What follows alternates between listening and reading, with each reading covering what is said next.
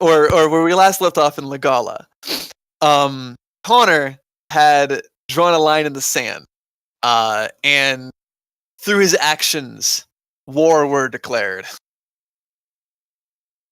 The in the time between the turn of the new year, where the speech began, and over the course of the next couple of months,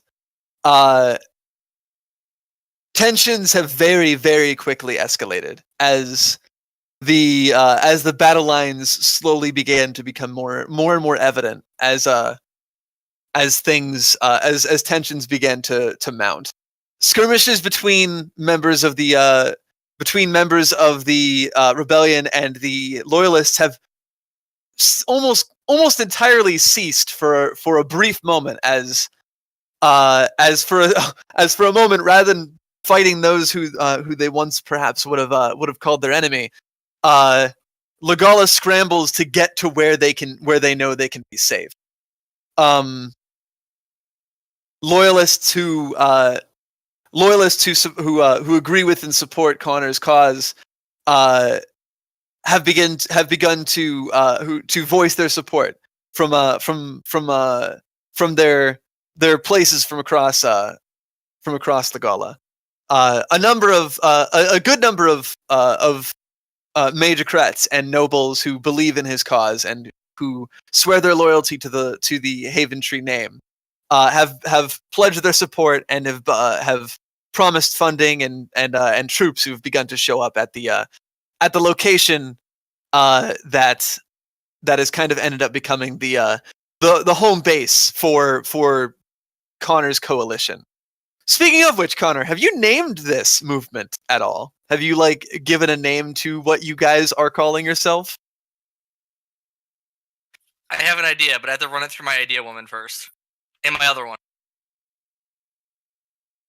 And so as he does that, and we'll learn if he's naming them or I'm naming them. I'll also ask you where you think where you think you guys will end up making your home base. Do you think it would be in Brimrad, which has the benefit of being one of the largest port towns in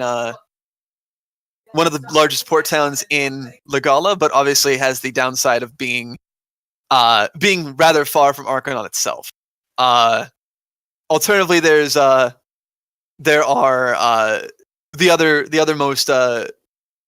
the most logical place would be in the Dalhurst region, as the sons and daughters and Orville's people also had a good foothold there, and it would be rather easy to put your base of operations there as well. Obviously, not surrendering control of the either area.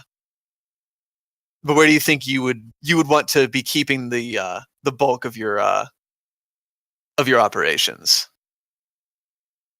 And this goes for any of you guys who have an idea as far as that's concerned.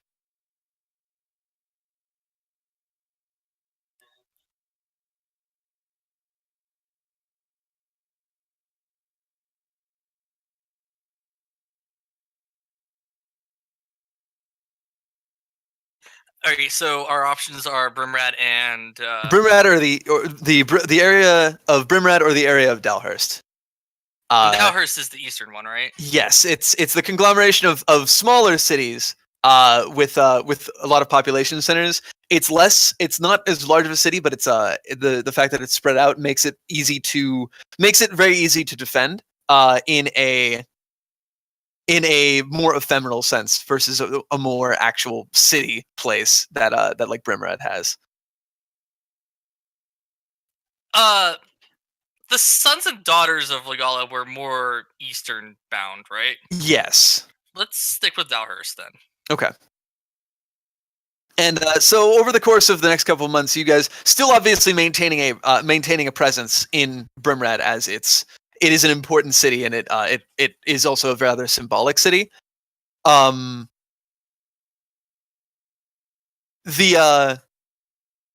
you guys make your way to Dalhurst, you end up conglomerating in one of the larger towns at the very and people and the other your other supporters kind of get them and using the foundation that was already set up outside of Dalhurst, kind of make a military camp / base of operations in this area.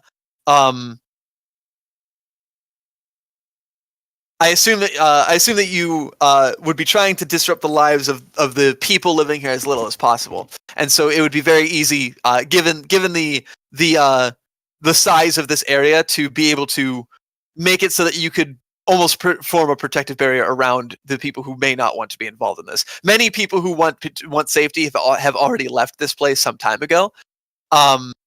More people have evacuated since your speech. But thus is kind of the nature of the business. So moving the operation to Dalhurst gives you a wide berth of area. On top of that, on top of everything else, the headmaster and the individuals in charge of the Hightower Academy have surrendered and have pledged their support to you as well, and so you know that they too will not be a problem, as they are kind of right in the middle of all of this. I imagine actually probably one of Edward's children or grandchildren is likely the headmaster, and it has effectively promised to not cause problems. As it is in fact spring, they've also temporarily suspended classes, and the mages have done the young children and up and coming mages and such have a combination of disappeared, and also some have pledged themselves to your cause. Having other young mages already supporting you did help you to get a number of those individuals to your side as well. So you and on top of this, you also have kind of a small group of the next generation mages, including the children of a number of individuals who have not pledged to you, either decidedly pledging against you or just not responding to anything you said so far. So you have gotten a small group of young scions who may not, or who may be making a stand against against the rest of their family as far as this is concerned as well. Man, if only I had somebody who could identify with that harsh. Exactly, and of course, through all of that, as his injury recovers and it becomes easier for him to walk around and move around, Westland is invaluable towards helping you reach those kids as well. As you know, he kind of gets it. And yeah, so on top of all of that, that's kind of the general pacing that it seems to be at. And during all of this time, Rinzu, you said that you wanted to have a couple of brief words with Westland after that, right? Let's do that before the meeting, because the meeting will probably be a good hardline summary of what you guys are dealing with, and I actually have it all written out, like who's on whose team too. So, but yeah, let me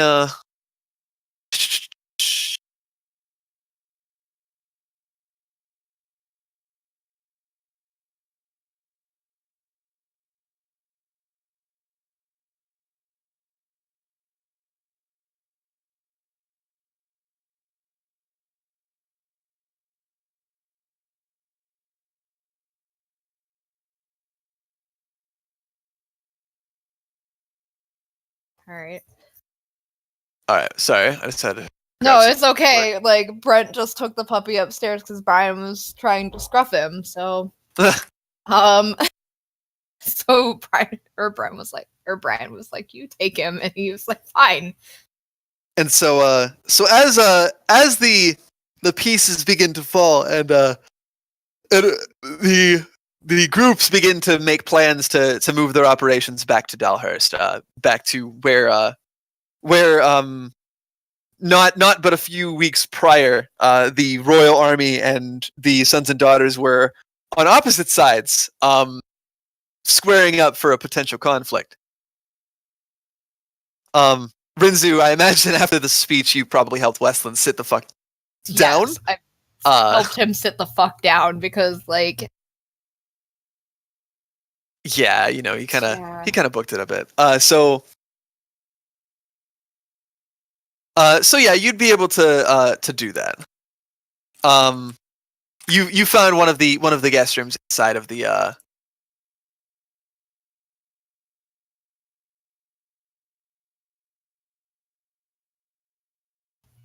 inside one of the or inside the oh my god, town hall. I'm like, what is the word I'm thinking of? Inside the town hall that you had made the speech right outside of. And he kind of like winces as you help get him situated, and he kind of props his leg up on the bed, and he kind of like almost like chuckles through the pain as he like sits down. Well, that was certainly an experience.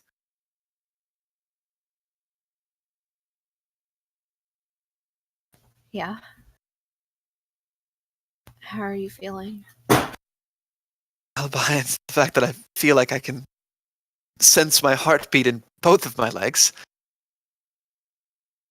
Altogether not bad. That was something else. I didn't actually know what to expect when Connor brought this idea for.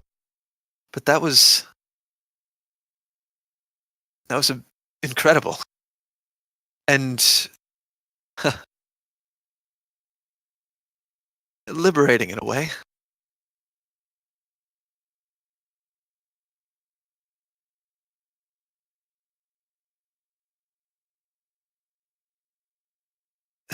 Well, if my father was planning on forgiving me before, I dare say I may have thrown out any chances I had of that with that grandstand.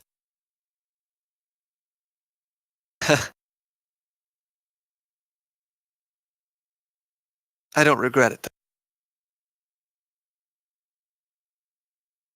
Just go look at him, like,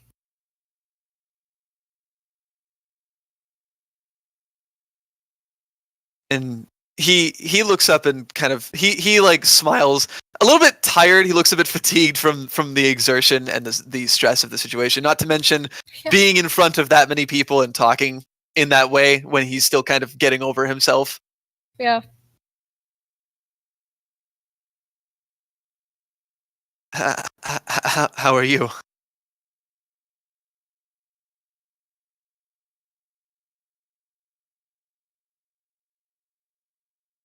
That couldn't have been easy for you either.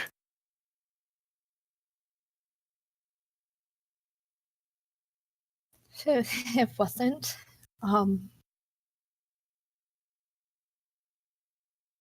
It just seems that there's now another thing that your dad doesn't like me. He kind of like looks down for a second. He just, Rinzu, I don't think I give a damn about what my father thinks anymore.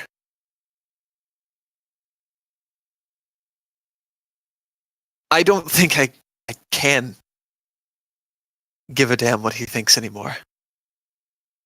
Even if I wanted to. Oh.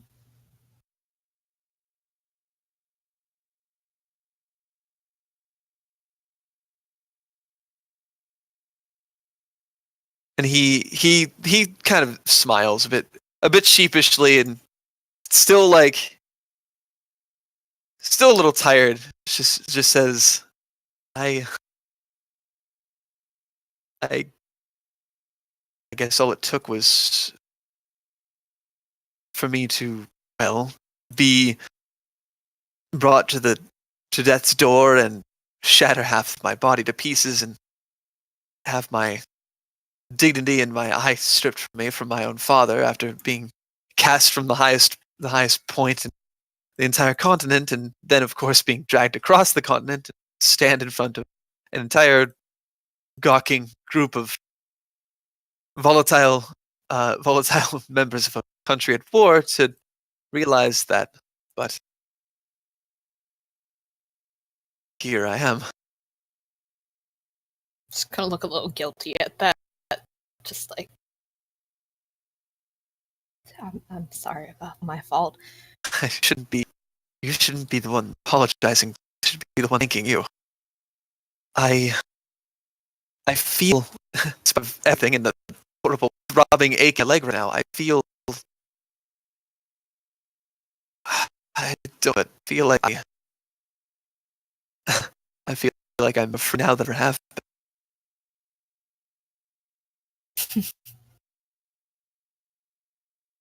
I don't have expectations being levied on me. I have people telling me I'm just here, and we're here, and we're doing stuff together.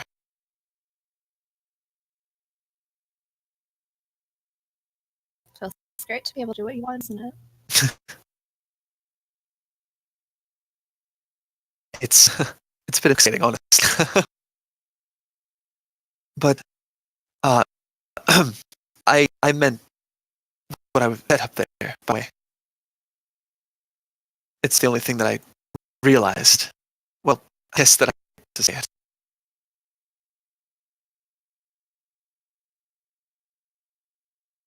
I guess when I said that I wanted people to be afraid to say, tell the people who they carry, and it extends to me.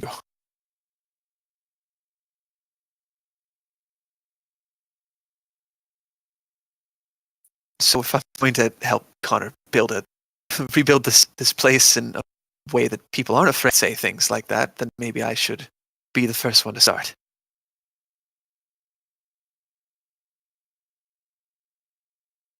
I'm sure this probably doesn't necessarily come as a surprise to you at this point. I've loved you for. I guess I never really knew how to say it. I hate to say it, but like I said, nothing like getting yourself across the continent while both of your legs are shattered in a couple. Really put things into perspective. Yes, and I know I've hurt you a lot for the years, but I want to fix that. I meant what I wanted you to choose. Life that you wanted not made for you. I owe that much.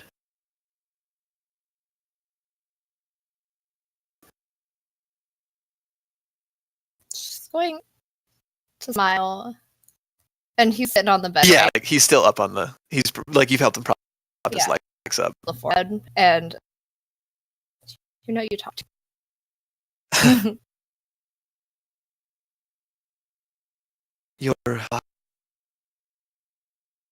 You're more than welcome to shut me up if you like.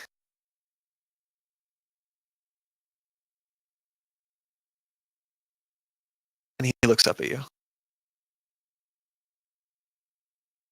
another kiss. And he will return it.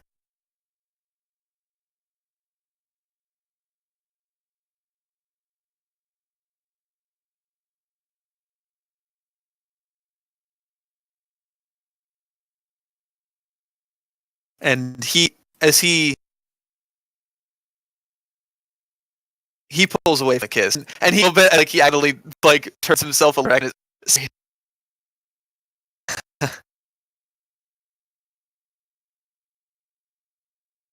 And his head will find yours.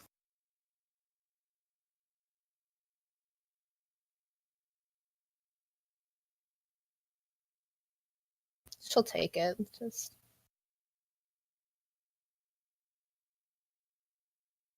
After this is all done, I doubt I'll have much coin to my name, but if you want, we can. If you want me to, I can bring you back home.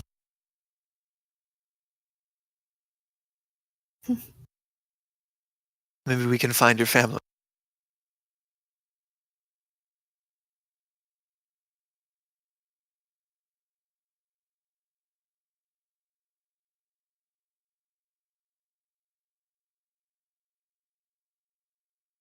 That'd be nice.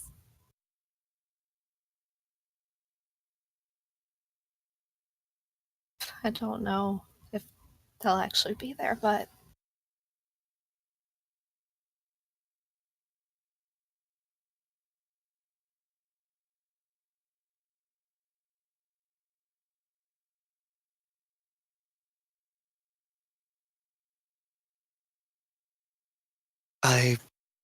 I don't know either. But if there's anything I can do to help undo the sins that have been levied against you, then count me in. she's going And- to rest her head on his shoulder and just, you being here is enough. He'll kind of like tenuously scoot over to make some room so that he can wrap his arm around.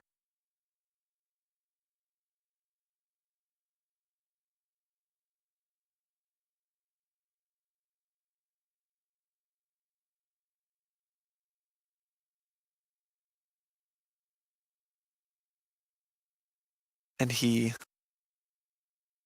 just kind of takes a deep breath and just kind of exhales a contented and kind of light sigh as he leans his head on yours. Yeah. I think Rinzu just got her S rank. I told you.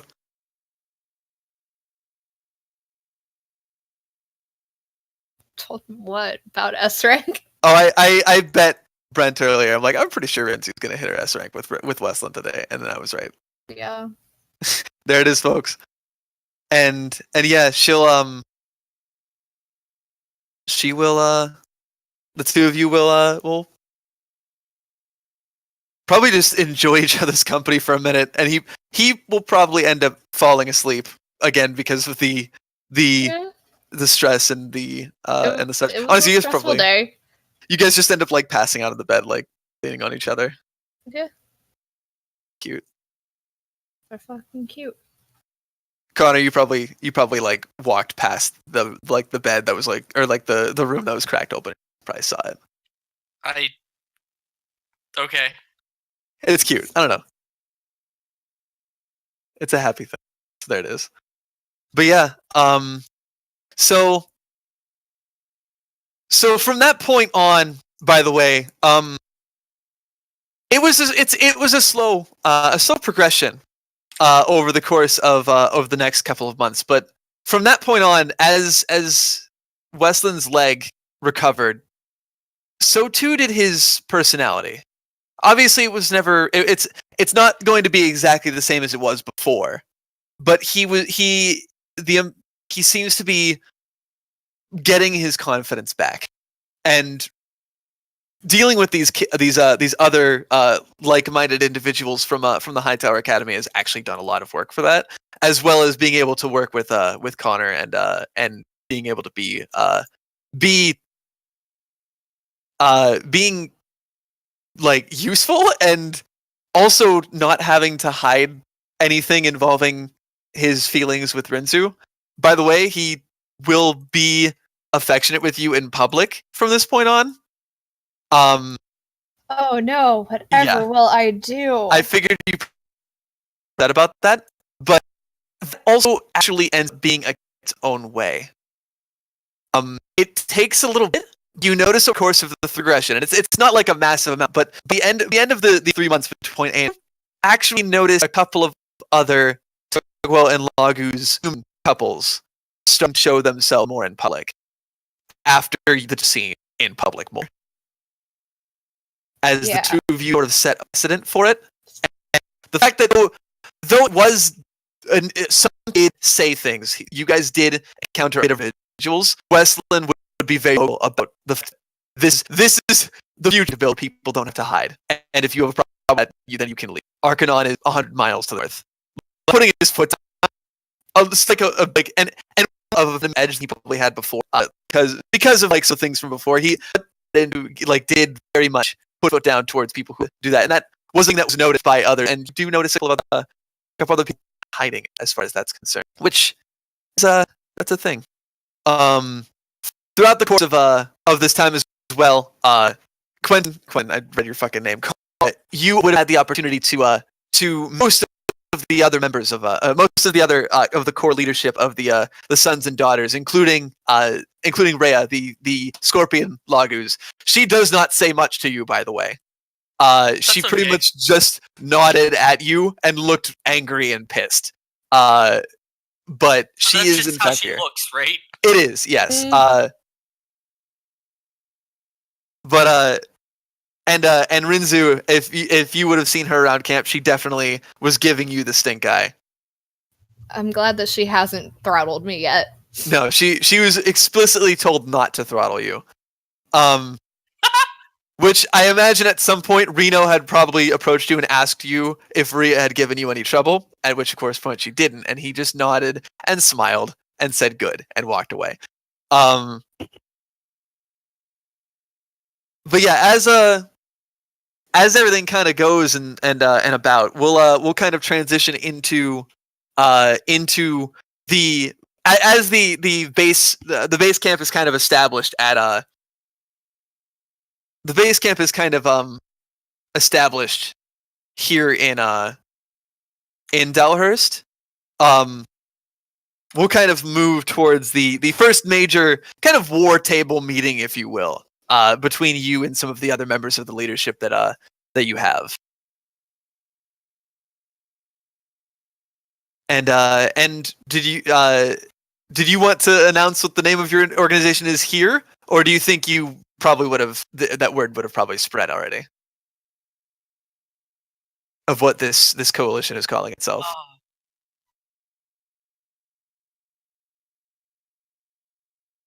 I'll probably announce it with the flag. Oh shit! Are you having a flag announcement? Yeah. What? Okay, that's cool. Is that going to be like during this report? I think that's a good place. Fuck yeah. Okay. So yeah, you call all the movers and shakers of the people who are here. Obviously, not everybody with any amount of influence is going to be here. As much of the information can be brought in and around. But as all of you guys kind of make your way in, from the loyalists, of course, both Colonel Orville and George Shieldheart are here, as well as Anna Shieldheart, representing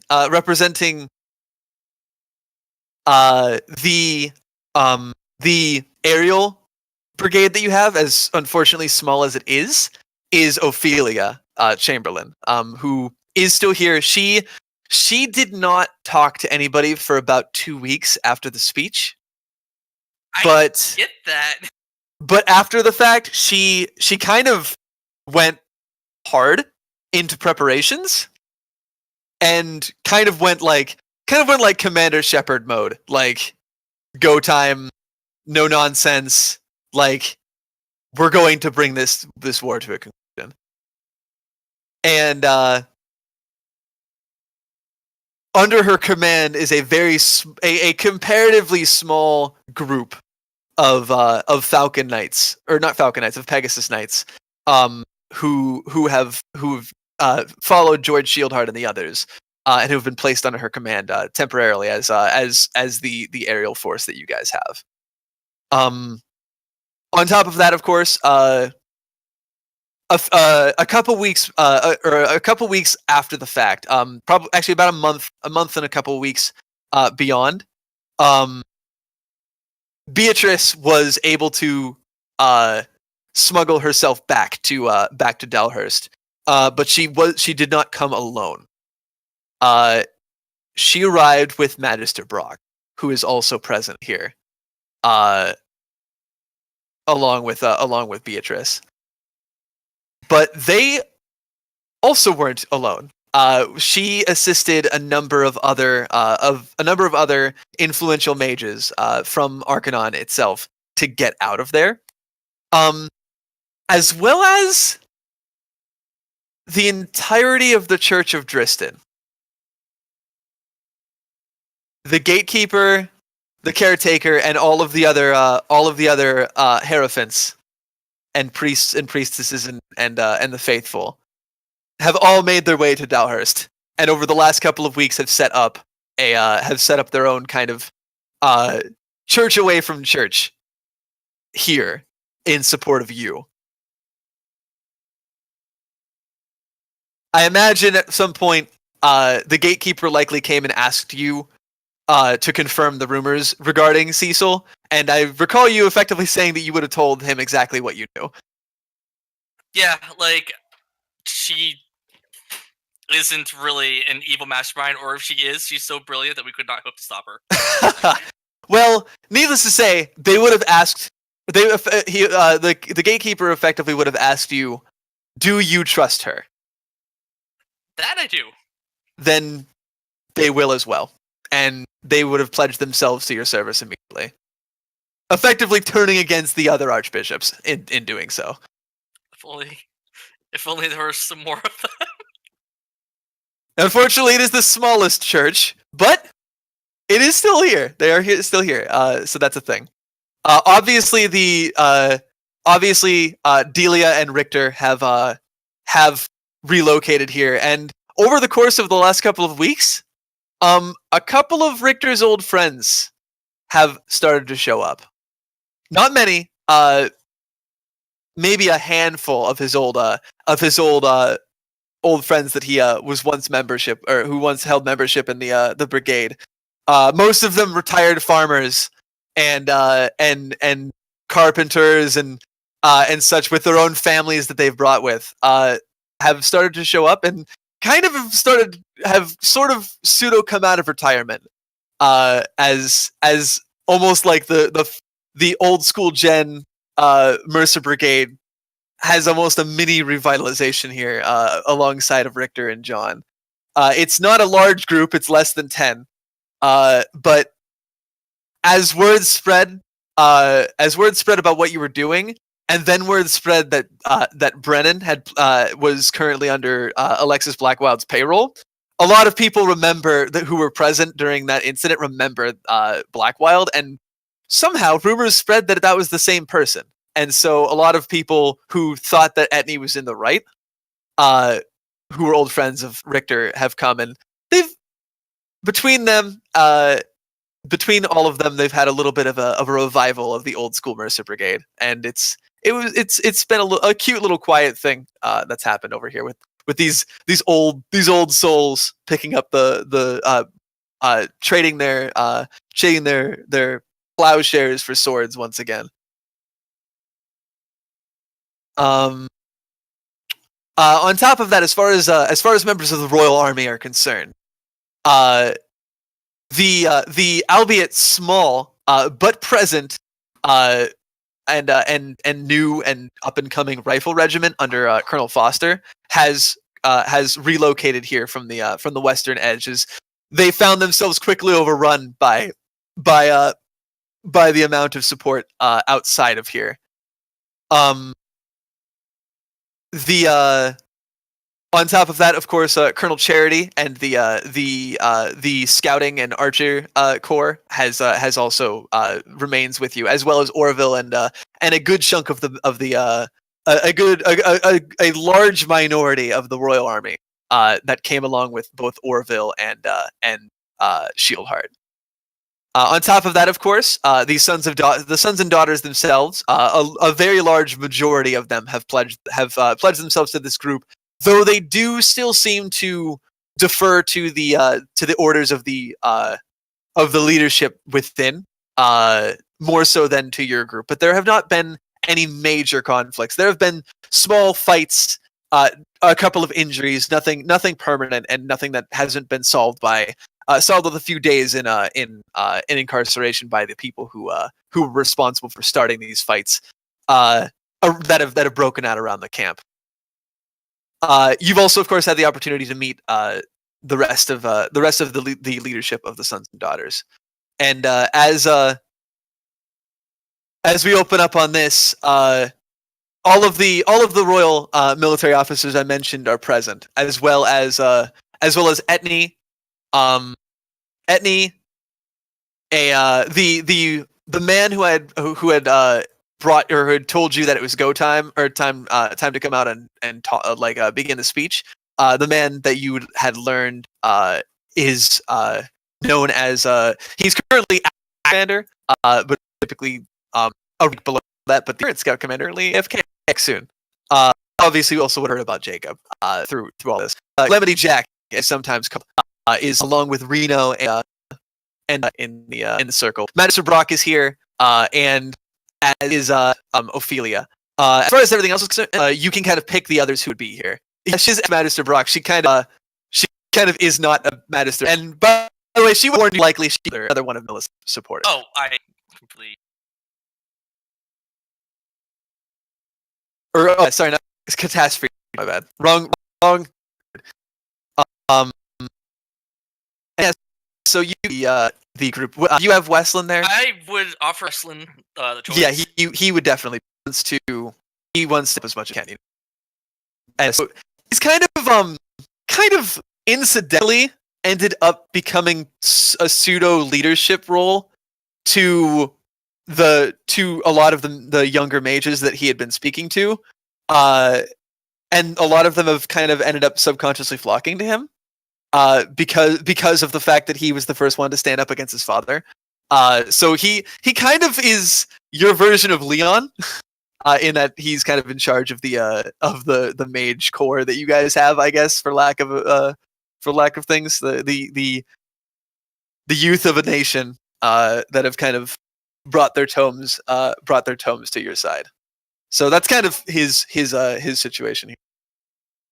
And Lynn, if you would have Lynn there, or Rinzu, you probably would have been invited to come as well, with Westlin, by Westlin. Because I imagine you've probably been given a title regarding Tagwa and Lagu's relations. Mm-hmm. So you actually technically probably have an official title, and have actually probably been introduced to a large group of Tagwa and Lagus who have been liberated from bad situations, or who were already in bad situations and have kind of come along here. So you've probably met an abundance of people here through this too. Okay, and what are their names, Eric? I'm not going to tell you their name. That said, all of them know your name, Rinzu. Of course they do. Every single fucking one of them knows your name. You've kind of become famous for a very different reason than one that you expected to become famous for. Yeah. That said, over the course of this time skip, I wouldn't be surprised if if morale might become an issue, especially with so many people from so many different backgrounds coming together. I'm sure you might be able to do something about that. Great at that shit. But we can do a roll for that after this. Yeah.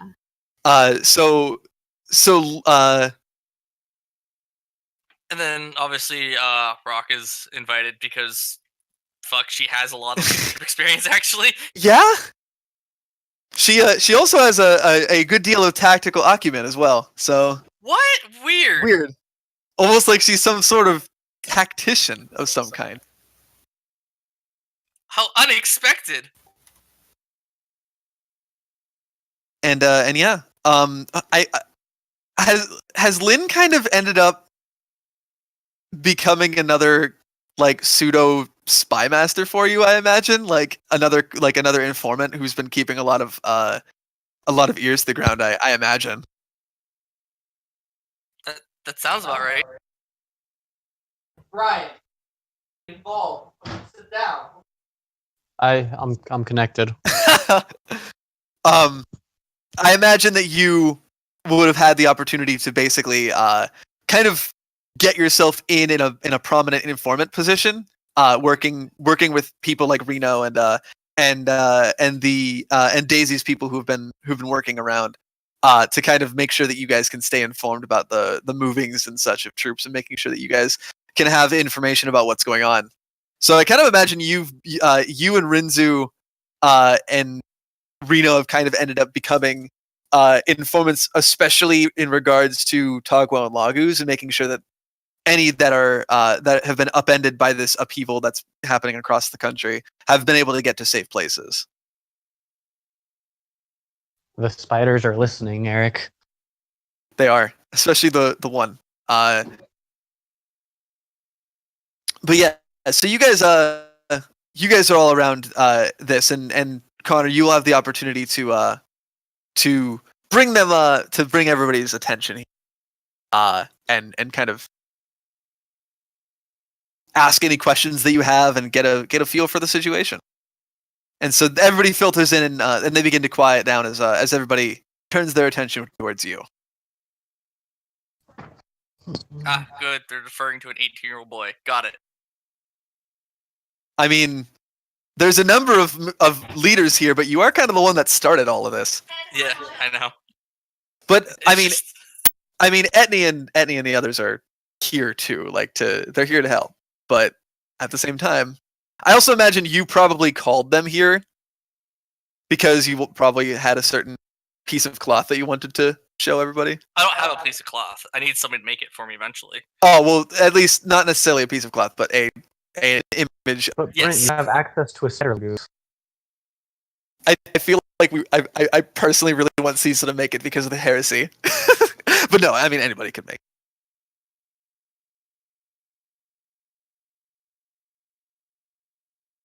But yeah, so they all turn their attention towards you.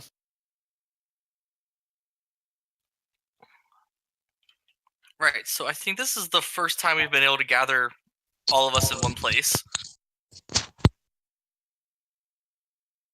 And yeah, Edney nods. I believe a good chunk of our leadership and headquarters have been moved here officially.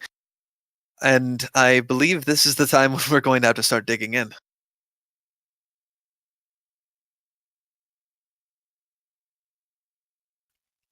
So I guess the first thing we really need to do is figure out exactly what we have and exactly where we're going to be fighting at.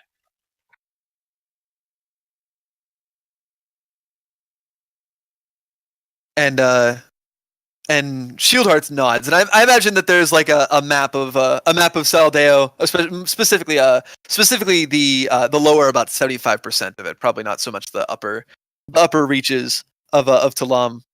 So a map of Legala. Yeah, pretty much a map of Legala and a little bit of Talam, just off the side. He directs everybody's attention towards it. And there's a bunch of those fucking like little chess piece chess piece things indicating where people have kind of war room map. There better be a chess piece stuff on there. Exactly. And there's a number of different brands of these. There are the simple spire looking ones that are just like regular infantry. There are little like winged horses. There are regular horses. And there are other ones that would symbolize each of the different branches, like little flames and little staves as well. And as he directs everybody's attention towards it, he nods. Indeed, at the current moment, there seems to be at the current moment there have only been pockets of skirmishes that have broken out at the edges of where our controlled territory and territory controlled by the magistrate and their forces have begun to break out. And he kind of begins to draw the line as it kind of goes. And I'll actually pull up the map of Orn real quick, which I still need to get the updated one up in a file. I keep forgetting to do that. And as he kind of begins to draw the lines, he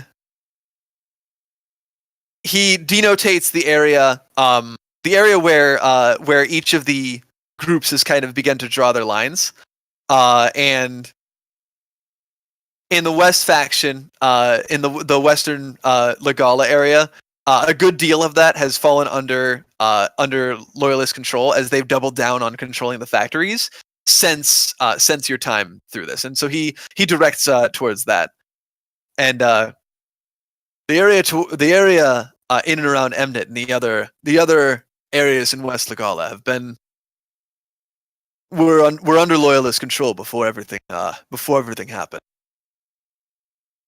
After the turn of the new year, the magistrates sent a deal of their forces to ensure that those factories are secure. The technology that they have to produce weapons and equipment there is dangerous, and as ironic as it might seem, I believe it would be of the utmost importance for us to ensure that we seize back the means of production over in the western reaches of Saldeo. If we don't, we allow the magistrate to churn out a large number of weapons to make sure that they can continue matching us. Ultimately, they still have a great deal of the monetary strength of Arcanon and the majority of Legala. And if we do not bring this area back under control, we run the risk of a prolonged fight, which means a great deal of bloodshed for both sides and for wish to be involved. He looks up to Etney and says, "Has there been any news in regards to Con Westridge and the Ridge Riders?" And Etney sighs and she shakes her head. "Unfortunately, not very much. Word traveled quickly to the western factions, and the Ridge Riders and many of the other gangs that pledge their that have a great deal of respect for Flint. We offered them an invitation to come and join us so that we could consolidate our forces, but we've had a very... what's the best way of saying this? Flint has never had a great deal of respect for us.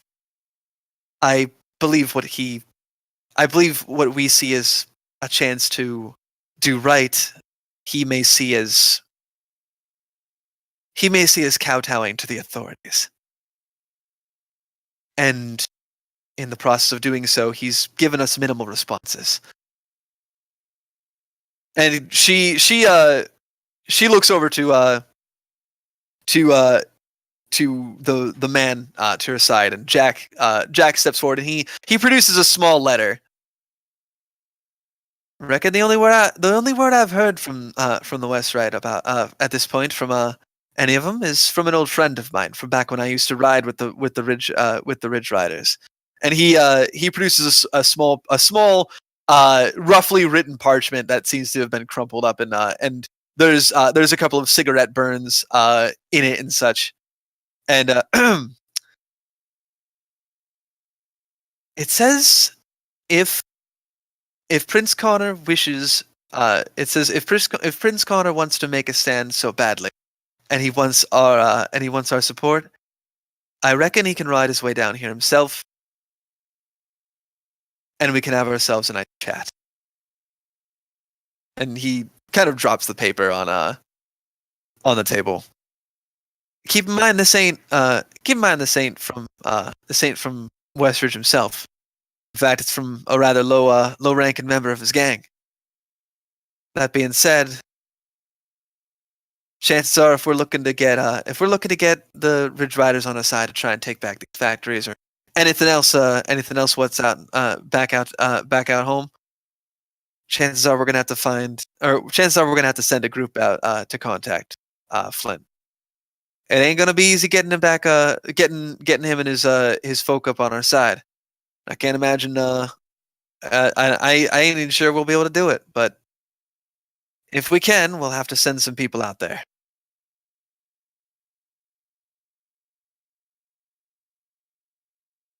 He's not going to respect anything unless I go myself, though, if I understand him correctly. And he looks at you for a second. You kind of consider it. He says, "Well, Well, hold on there. I don't necessarily know if that be the case. Flint's a man what respects a person's gumption, but I reckon if you're able to get some folk what he's already got some rapport and respect for, what coming to talk on your behalf. I don't think he'd be too opposed to hearing him out. I'd offer to go myself, but I ain't sure if I'll be able to leave my responsibilities here. That said, Scout Commander's likely on his way back. Once he shows up, I reckon he wouldn't mind a visit back west. He's got some history with Flint and the others out there. And he looks up to Etney, or he looks over to Etney and says, provided you can get his stubborn ass to sit down and play nice with Khan and the rest of the loyalists, I reckon he might be able to help convince Flint and the others what to listen. Among other people, I've got a couple of other ideas.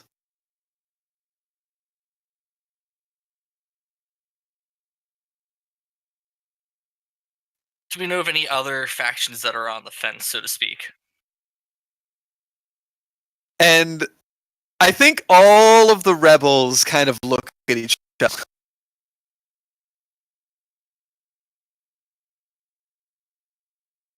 And they kind of win for a second, and there you look down to Brad. There's a figure of one of many. There are a couple of others dotted around the lower half of Legala, and it says and they're small card figurines in the shape of a fox's head. And Etney sighs, and she.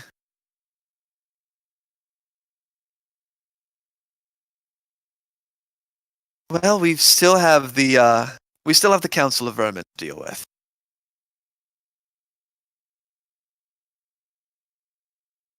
Since our grandstand in Brimrad, which I'm absolutely certain that they heard, we've not had any contact from the Council of Vermin. We've attempted to reach out to them, but they appear to be quiet at the moment. That being said,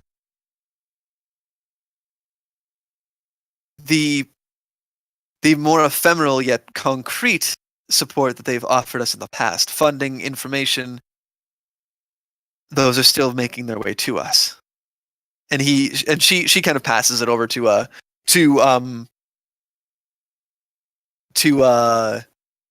oh my gosh, Reno for a second. And he sighs and says, honestly, it's almost admirable with the efficiency that they're able to simultaneously disappear while still ensuring that we get the information and funding that they need to give us if they decide to back us in the future with such efficiency and swiftness in regards to disappearing. You are not endearing me to them. I'm not trying to endear you to them. As far as things are concerned, the Council of Vermin is a necessary tool that we've utilized for some time. That said, I have no doubt that the organization may be looking at this from a very opportunistic angle. I would not be surprised if they are waiting in the shadows and having a closer look at what's going on. I would not be surprised if after we start to win, if they did not reemerge from the shadows and pledge their loyalty in a more concrete fashion. So they're puppeteers, then, is what you're telling me. Puppeteers, opportunists, criminals, benefactors. there's all sorts of names that we could give them. Regardless, they are a potential ally, and they are a potential threat. In either sense, it may not be the least wise thing for us to attempt to reach out to them, though I don't think that such a thing will happen unless they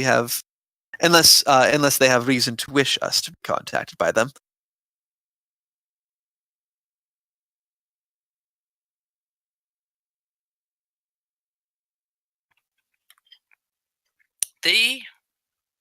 Everything you said to me about them makes me think of Millicent and Alexis.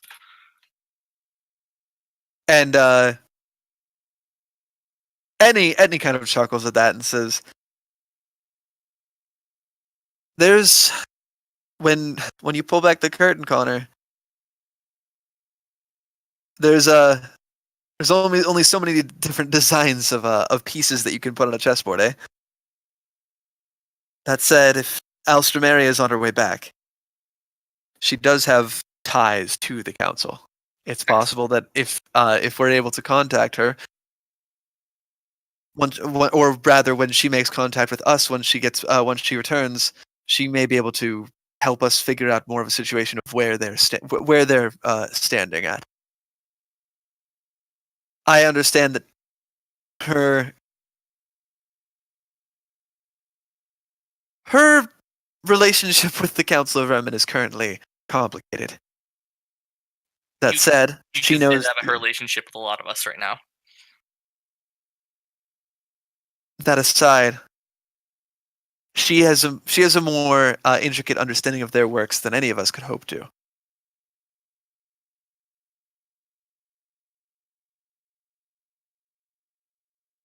I suppose what happens with them is a lot of the time, and how we're able to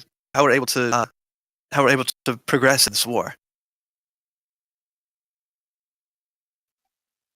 Or just kind of course of action to dismiss them, but arm's length. For the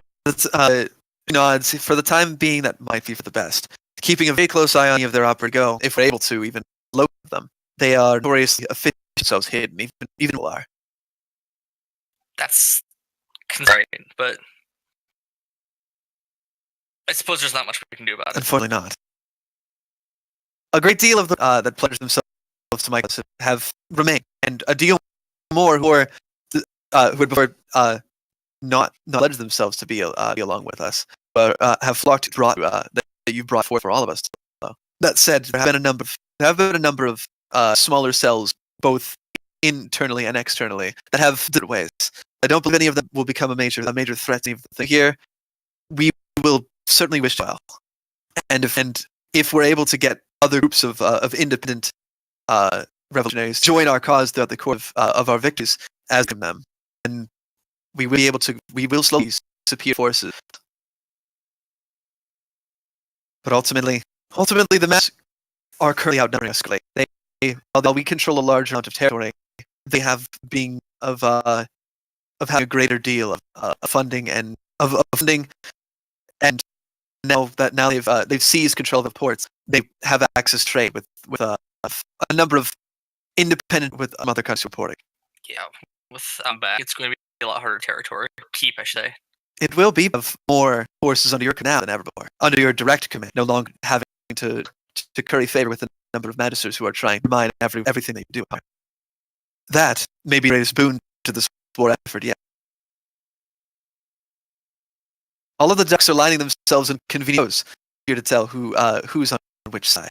For now, but I wouldn't be surprised if not everyone is on the side.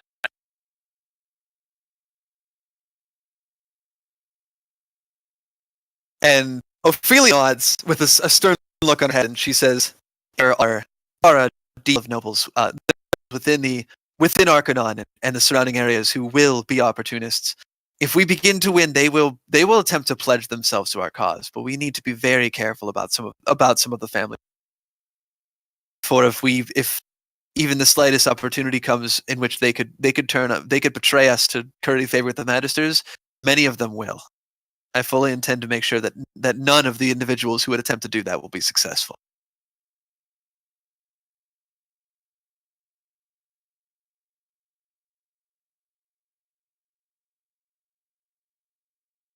beyond that, and she kind of begins, and as she begins to kind of to readdress the situation from beyond. The majority of the noble families that have a great deal of respect for the High Towers still have pledged themselves to her cause, and that, of course, including Alexis Blackwild and House Darlton. On top of that, we can't forget that the ambassador from Fenron-Gu is still within Alexis's graces. I have no doubt that she will certainly bring complications to our shores before long. She is very dangerous. We need to be careful of her. And she nods. On top of that, a number of mercenary companies, including the Blackwatch group, have begun to offer their services alongside to Alexis. The vast coffers of the Blackwell House have been difficult when it comes towards recruiting mercenaries and other opportunists who are looking to make a quick buck throughout the course of this war. That alone will be problematic as mercenary groups from Talam, Okeanos, and even Zodia and the surrounding areas have begun to make their way to this to the shores, bolstering the already formidable royal army. Well, I've already sent Richard back into Talam. Hopefully he'll be able to cut a deal at the very least with them. That would certainly be a boon, not to mention having a military force not only close to Arcanon but on the opposite side will certainly be a very useful thing in the future. That said, there's also she kind of pauses for a moment, and she addresses the singular onyx figurine in the shape of a winged horse.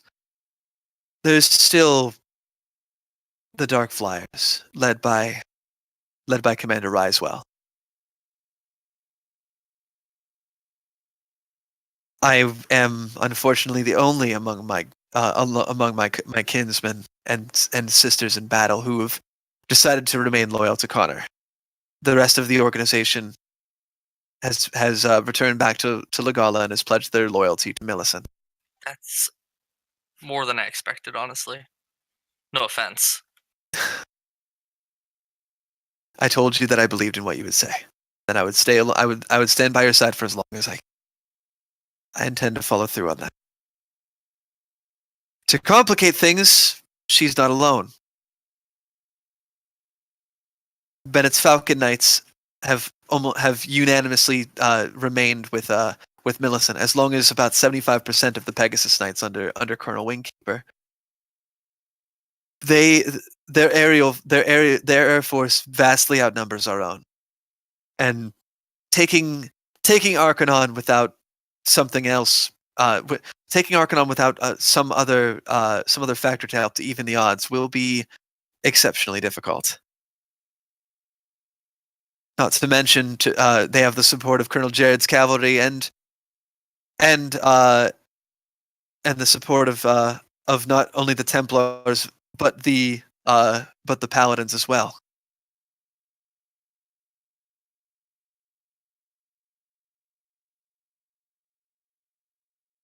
Delia.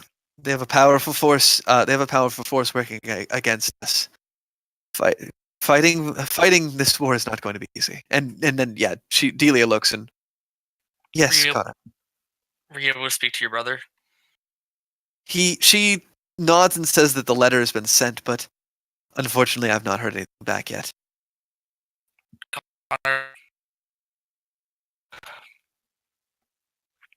Seems like the first order of business that we're going to need supply as much as we can to them. Yes, I believe that is a sound. And Connor, you as you begin to speak again, you feel that tingling sensation deep in your chest again. the one that you got, the one that you get when Kendra has something to tell you, when the Archon wanted to speak to you. Kendra, what do you have to say? And do you say that just like in the room? I was making a joke, but sure, why not? I think you should. And everybody kind of like looks at you like questioning for a moment. And then a second later, the tent door, or like the flap to the war tent opens, and former Magister Kendra walks in. Do you know the image that okay, so you know when you're walking with somebody and they seem to be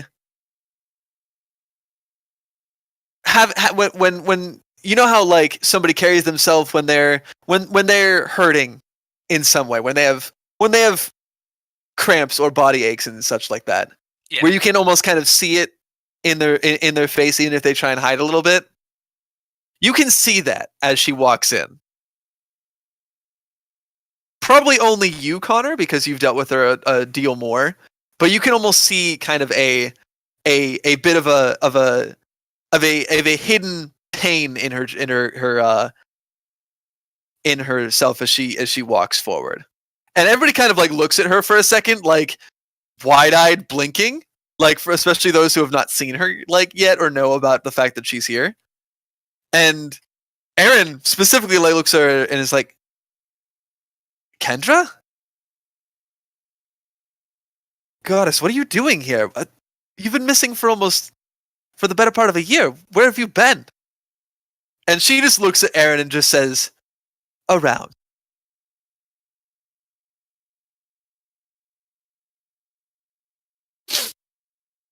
And I feel like Etney just kind of like laughs at that. You know, I shouldn't be surprised. Well, former Magister, what have you got to say? And she walks forward and I have a number of things that all of you might wish to be informed of. And she looks over to Delia and says, for starters, Archbishop Crestworth has passed away. His position has been filled by Carter Crestworth. I felt that you may wish to know.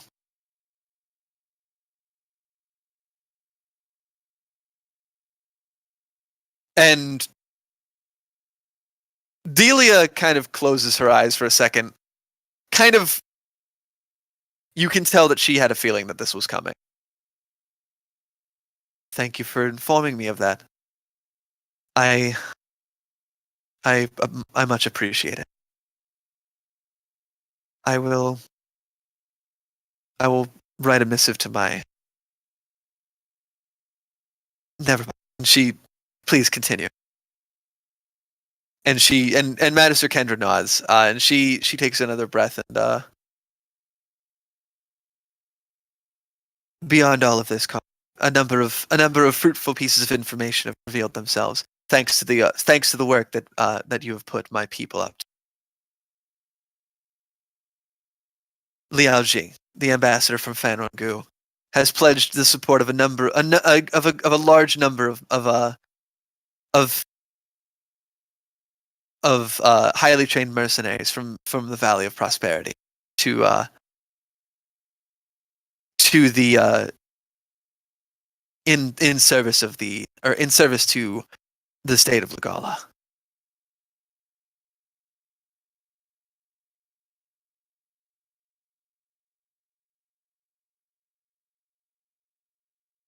It has been dangerous for us to learn what information we have, but it is my belief that she desires to place someone within the position of Magister,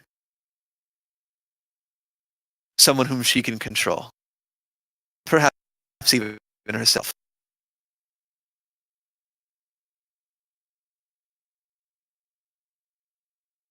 And she oh, additionally, however, not everything I have to share is misfortune. I would remind find all Brenda Armstrong Templars still have still called an Indian upon all legal. That does mean they serve the magistrate, not just the church. It may be possible in the future for their support for the magistrate, their son. Upon doing that, could expect not only to leave well, not mention any other degree of the pious amongst the numbers of Arcanon's nobility may follow them in as well.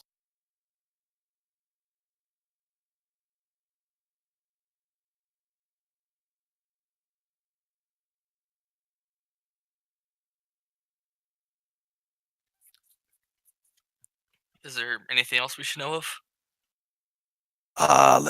Let me mentally. Oh, yes. You should also know that in his. Oh, yeah, that's the other thing I wanted to say. Thanks. You should also know that the situation regarding Edward Hightower's most recent declaration to the archbishops and the majority have continued to escalate. Doubly so, given the most recent pieces of information that have reached Cunningham's ears. She wished for me to pass a message to you, Connor.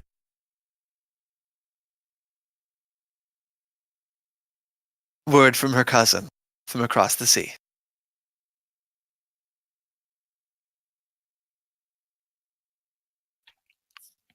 Oh dear gods, what has Orion done?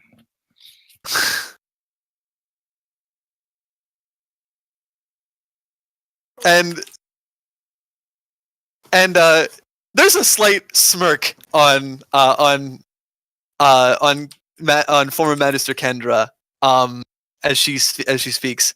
Apparently, King Orion has successfully brought his rule to its zenith. A great number of things occurred in the culmination of the situation involving the inheritors of Andronikos, I believe they called themselves, a cult, a supremacy cult, which was trying to place their own ruler in Orion's stead. A situation that resolved itself in no short of a supernatural sense. That resulted in an upending of the vast majority of the Defense Council.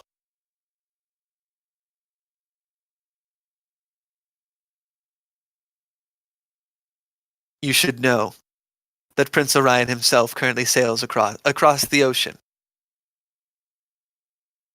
with no small amount of forces at his behest.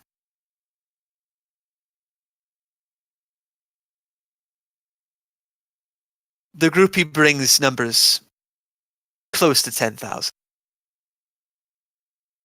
From what I understand, the force that he brings consists of roughly 40% of the Zodian Defense Force. Himself, of course, included in that number, as well as the new High General, Paris Origa, the son of the former who was, as it seems, at the heart of the conspiracy behind Zodia.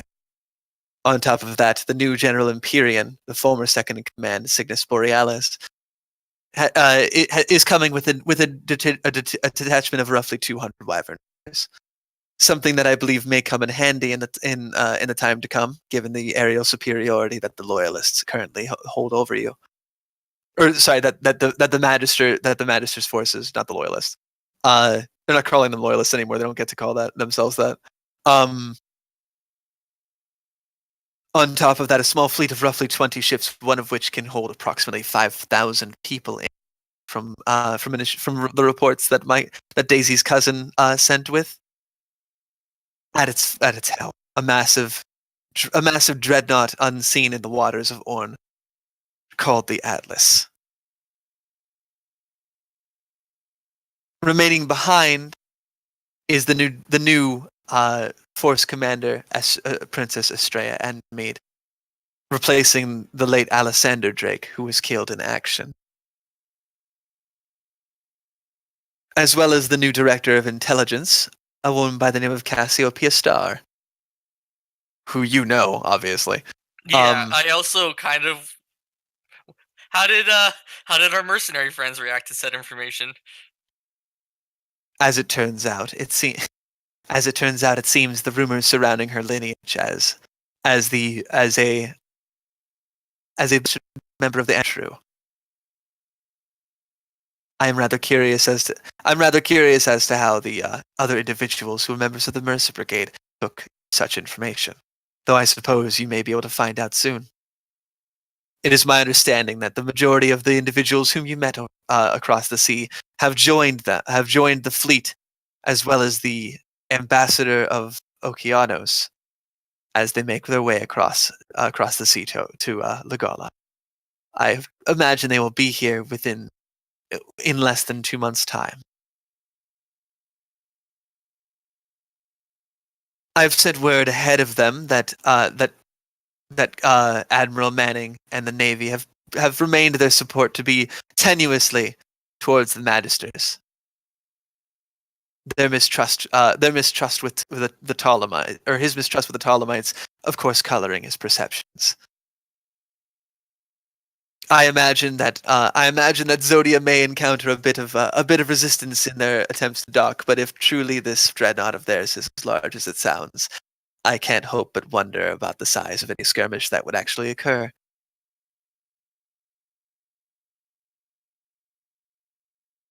If these reports are in fact accurate, which I of course have reason to believe, given the efficiency of the Cunningham family's work in the past, I dare say the odds are about to be even. Connor.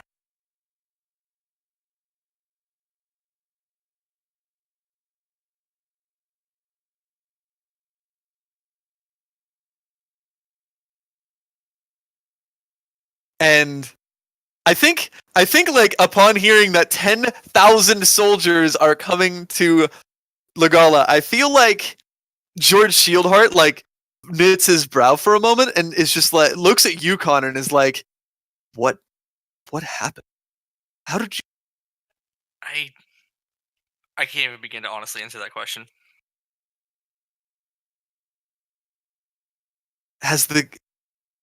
has King Orion lost his wits?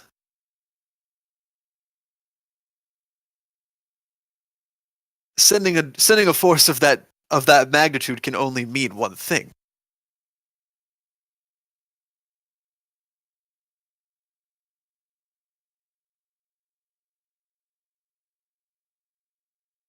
And Edney just kind of smiles, her hand kind of across her chin, and she says, "Aye, that it does. It means the boy's got a solid pair of stones on him. Clearly, he intends to make his purpose known. And she looks to you, Connor, and says, I trust his intention is one that's going to be helping us. Yes? Knowing him and his repeated vows to help the people of Legola, I would assume so. Then again, it's not very many sane people that ascend to the throne and then immediately take 40% of their military across the ocean. I think at that, Colonel Orville just lets out a hearty belly laugh and says, "Aye, it ain't a sane man what would do something like that. But I think we could all use a few bouts of insanity in the months to come." This will either be incredibly good for us, or we're going to all die.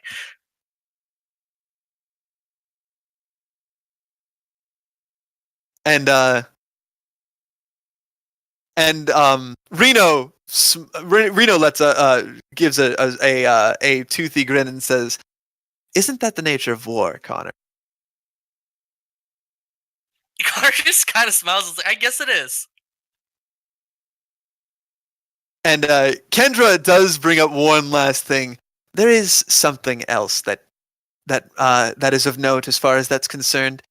something that I'm certain that you are already very well aware of, Connor. Let us not forget that. Let us not forget who else is coming along with Prince Orion. A certain bodyguard of his. She says, without air quotes, but with air quotes all the same.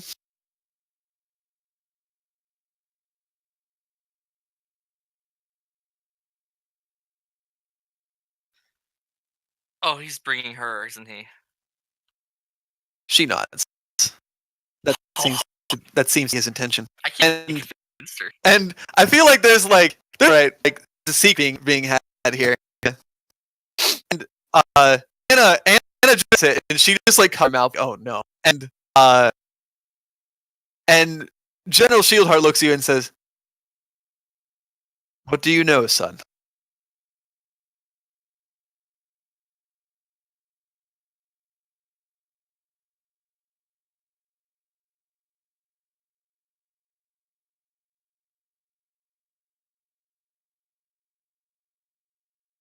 The Emerald Emblem. Yeah.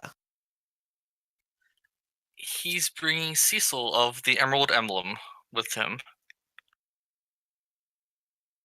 And who would you have like sent word ahead of about this person? Would anybody actually know? I don't think this has been discussed, actually. No, to be I don't. perfectly So honest. like there's like some whispers and stuff as they look around and Ophelia kind of cocks her head and says, "I'm unfamiliar with such a house or a noble title. Who is this Cecil?" She's I believe she's about 1,600-year-old Manakete. And then there's just a beat of silence in the room. This, of course, is going to galvanize Edward's entire platform. And Reno just smirks and says, "You don't say." Huh.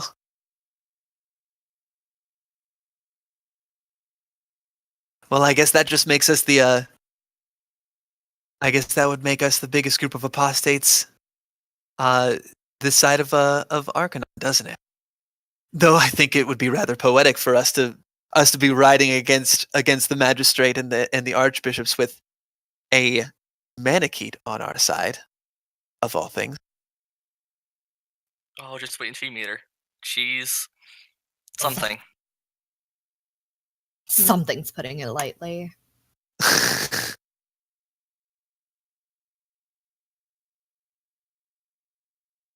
And they all kind of like whisper amongst themselves, like, this is a lot of like, okay, that's a thing. And they kind of calm down a moment later, and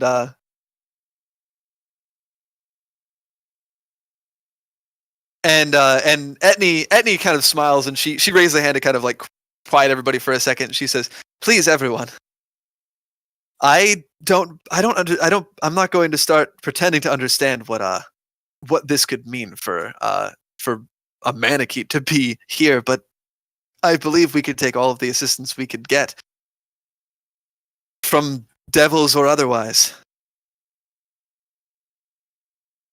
I for one will gladly welcome someone who would be willing to fight for our cause, no matter what their creed is, and no matter what holy texts say about them. Not to mention, she still has wings. Yes, we'll need as many pairs of those as we can get."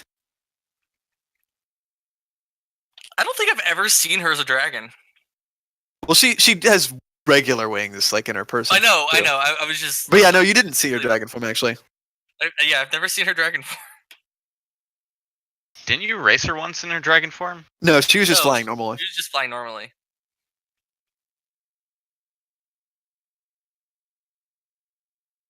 Well, that is certainly something. Delia says. Delia like went a little bit pale for a second, And you may have seen her mutter some sort of like prayer to Ashling when she heard that, like, oh good, like, oh boy. Seems like we need to collect whatever support we can in the next 2 months before she hits landfall. On top of trying to cut supplies.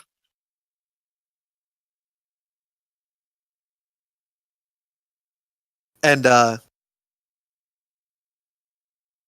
Scout Captain Jack nods and says, my folks will do what we can to see if we can't start paring down what them folk what thought it was a good idea to be supporting the magisters are doing.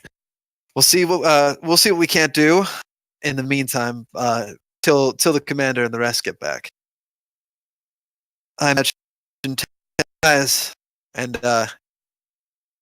if shots hadn't been fired by the time this fleet make landfall, I imagine that'll be enough to get this party started.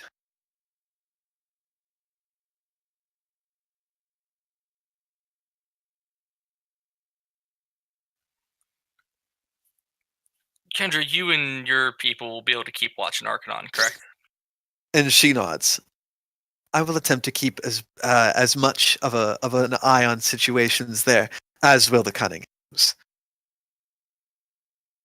As information becomes disseminated, I will ensure that you know as soon as possible, Con.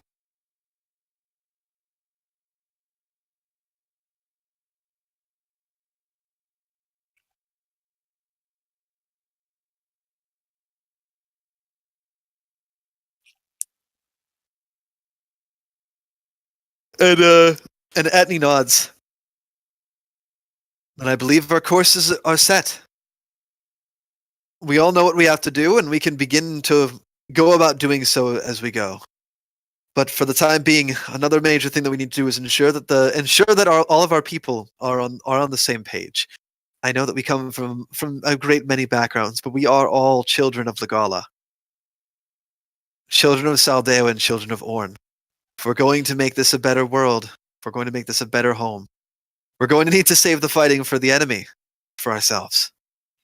I actually have an idea towards that. Please, do tell. Instead of using a loyalist flag or the rebellion flag, since we're clearly our own entity, I propose a different flag, and Connor's going to kind of like hold his hand up and make an illusionary like vision of the said flag. I'm ready. Do it.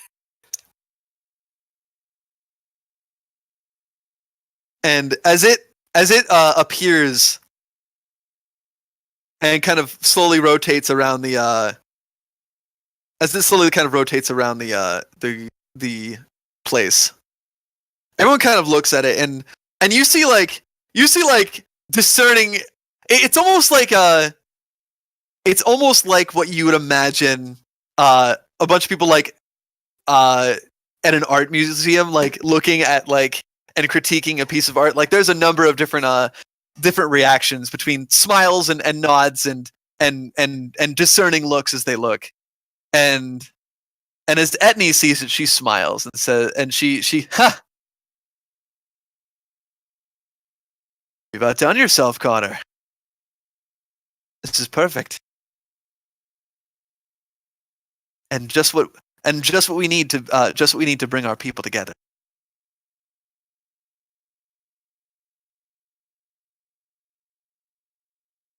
I'm glad you all like it then. I was a little unsure. And Kendra takes a closer look at it, and she smirks and she says, "An excellent use of symbolism, Connor." I do my best. You did teach me, after all. There's a smirk. I can't wait to hear the reaction of. I simply cannot wait to hear the reactions of the magistrate upon seeing its announcement.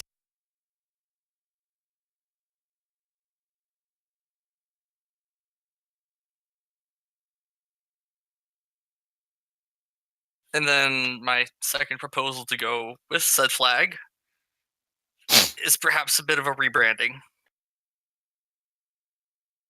And Reno, like under his breath says, "Oh, this is going to be."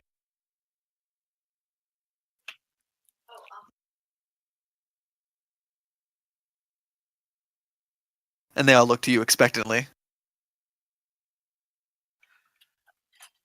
I propose we call ourselves the Blood of Legala.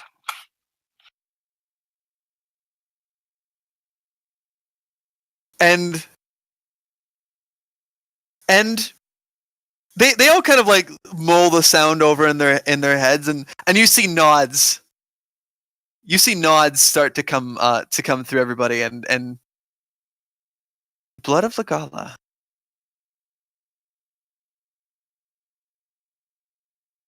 And Etne smiles, and she puts a hand on your shoulder. Nods. I liked Connor.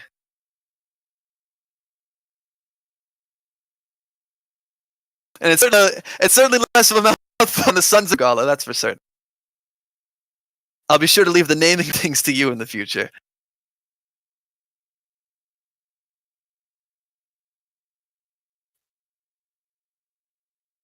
Connor just kind of smiles. He's not really sure how to handle that or take that. Don't worry, she's just making fun of herself. Because she's not good at naming things.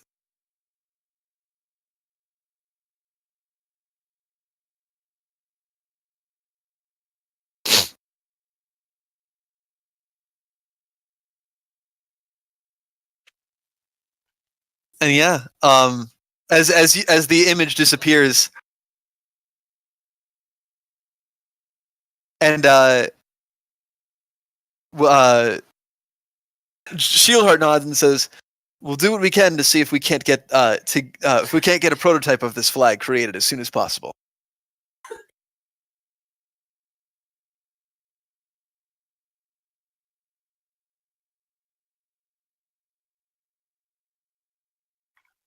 Yeah, we hopefully have at least one person among us who can sew.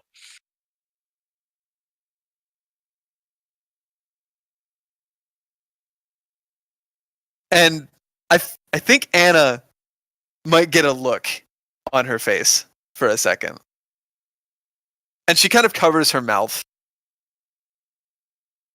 I feel like both George and Connor both look at her at the exact same time then. And she looks over to you, Connor. There's 2 people on those boats heading over in this way that I know can sew. 2 people who I think, if they were the ones to create this flag,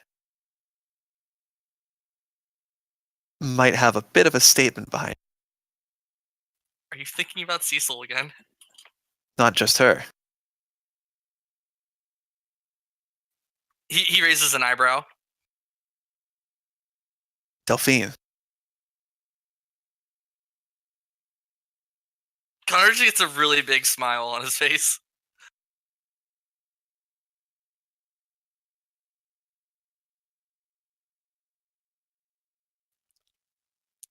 You have a very good point.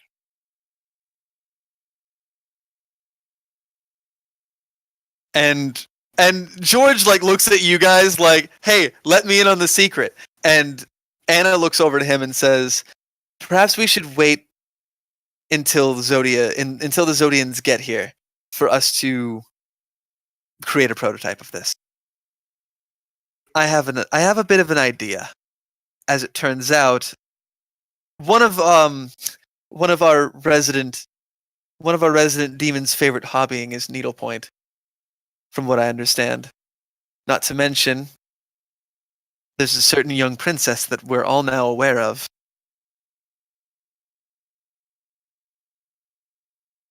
I think if they were the ones to create such an, I believe that would be something."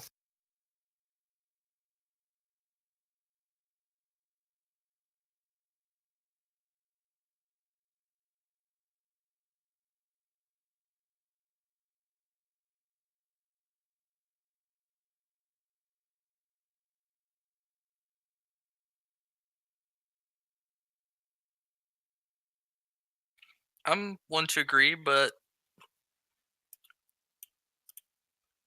I also would like everyone else to weigh in on that. I'm hardly going to make this decision alone. And I think as it kind of goes around the room, most everyone nods at it like that seems like a good idea, and they've all heard of Delphine at this point, to the point where if she were to make the flag, that would be a great deal of support behind you guys. Not to mention, if a dragon made the flag, that would also be a statement that, while polarizing, would be in line with what you're trying to do.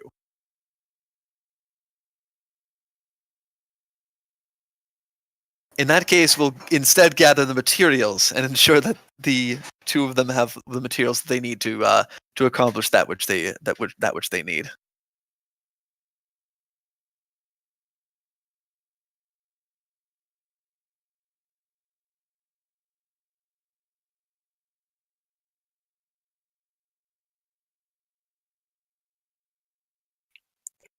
Is there any other business we might need to take care of then?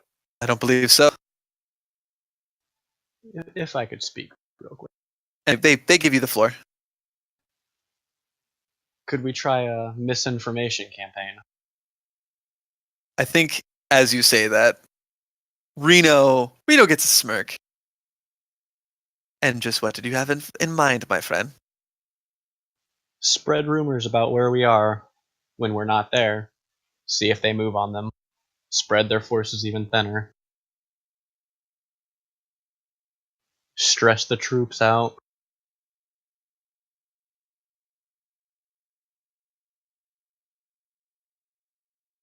Simple things like that. And he smirks. Provided it does not overtax our own resources, I see no reason not to. Even just seeing how they would respond to such rumors alone would be most fortuitous.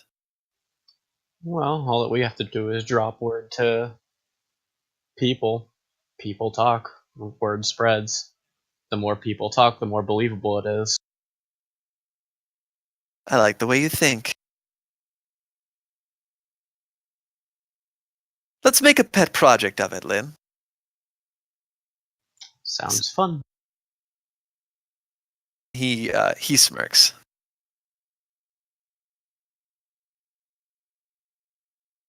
And yeah, as far as that's concerned, Oh, I would also tell all of them about the tunnels under Arcanon.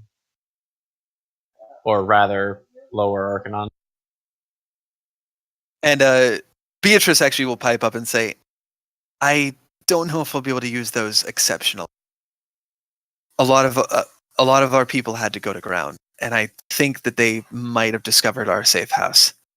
That said, we still know the tunnels in and out, and we can still use them to get in and appear from behind.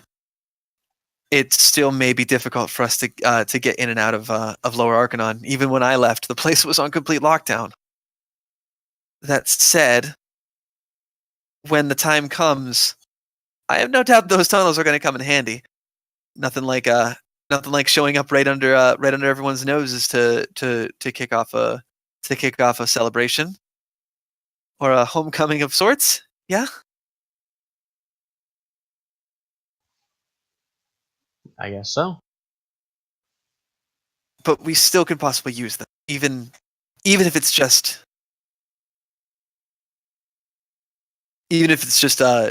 from here and now, or from here and there. Let's just hope that they don't go collapsing the tunnels. I doubt they would try something that stupid. A lot of those could possibly support Arcanon or lower Arcanon itself. They don't want sinkholes opening up.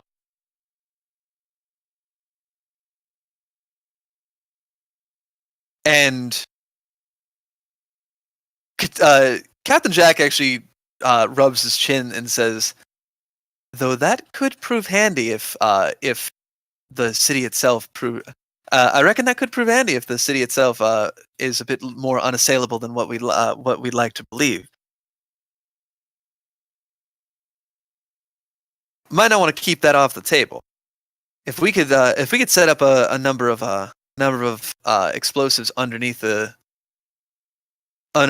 those tunnels, smuggle a couple powder kegs in important locations. That might be a good way to ring the doorbell. If you know what I'm saying. I understand what you're saying, and it's not a bad idea, but there are still innocent people there. We have no idea how far that could chain reaction. And he nods for a second.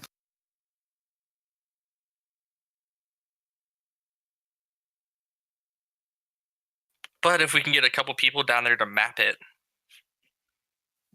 we would have a much better idea of what damage would do then. Right.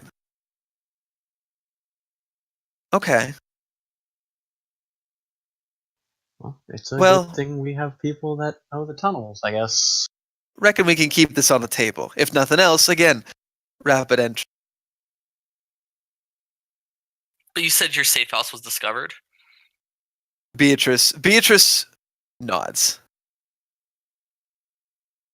None of the folks that we were with were captured. Are probably being detained for that we used to put up the communication in the lower city. Connor's, but I definitely risk. I'm not sure how they found us, but I have reason to believe that the entire house was leaving good. We burned what we took what we as far as any evidence contrary. The rest of our people have been moved safely into some of Reno, Shannara, and the rest. Well, good. Although I am curious as to how so easy. Rinzu's ears are like flattened, and I think I know. And all eyes go to Rindu. Oh.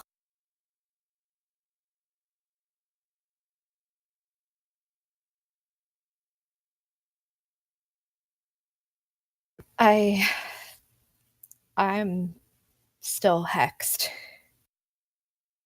by Liao. I see. And Magister Brock, she kind of offers a sad smile to you and says, "That makes sense. I'm not surprised that she has a hex like that."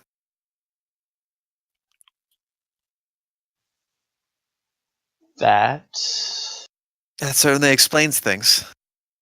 Is unfortunate. Looking at Connor.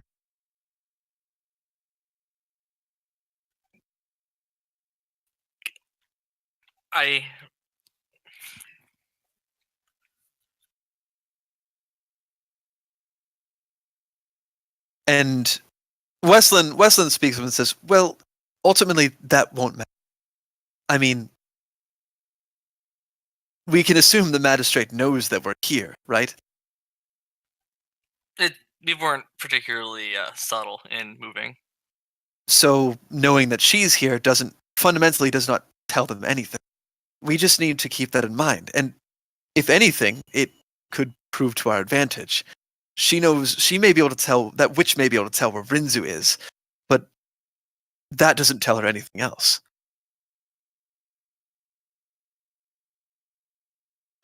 Lynn snickers. I might have to borrow your girlfriend. What?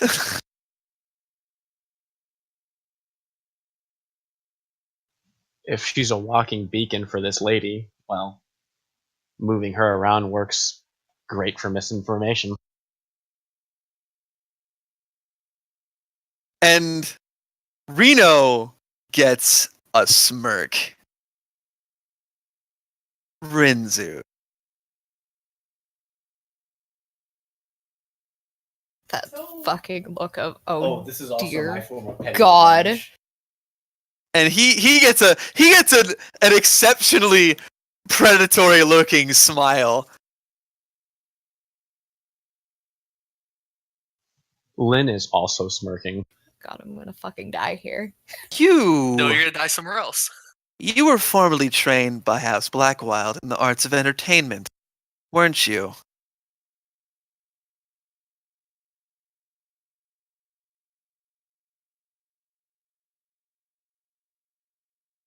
It's just going to give like the fucking you think. Look.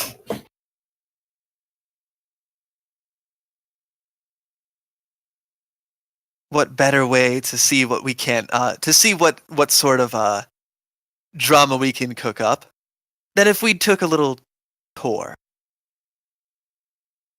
to a couple of the villages and territories that are a bit more neutral. Perhaps put on a show.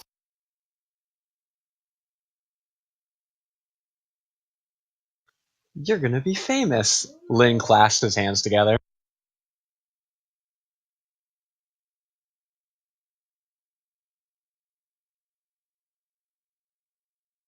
And Beatrice like puts a hand over her mouth like that's terribly dangerous, you know.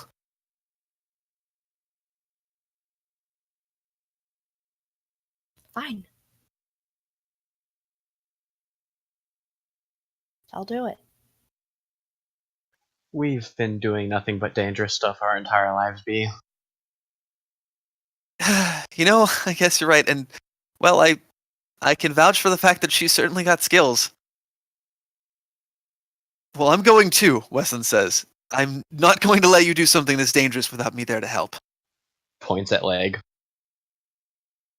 I'm getting better. I'll You might need to hold on to that thought for another month, probably. he kind of crosses his arms and clearly knows that you're absolutely right. You did swan dive off of Arcanon. I feel like General Shieldheart like looks at him for a second and is like, speaking of which, lad, that was terribly reckless. And Westlin kind of just scratches the back of his head. Yeah. I don't know, I'm more impressed that he lived. I feel like several people who no, me too. like everyone here is just, yeah, no, we all agree with you. Oh my And God. Beatrice is hers with a smirk. It's probably because it's probably because of that thick skull of his. I agree with her. And Wesley gets for a second. And he just looks, but like he looks and then over at you, and then just like definitely laugh at that. And after that laugh, everyone gets everybody to kind of refocus again. And well, I provided you are safe throughout the course of it. I think that's a brilliant. Not to mention if we representatives from each branch of our groups, showing that Lagus, Togwell, and made working together. I think it would be.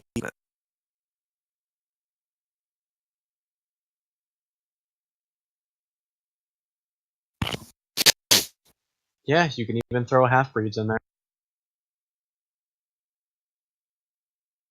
And I feel like Reno gets a look on his face that's like, I fucking knew it. And other people are a mixture of like, well, duh, or oh, really? And as they kind of like regard you for a second.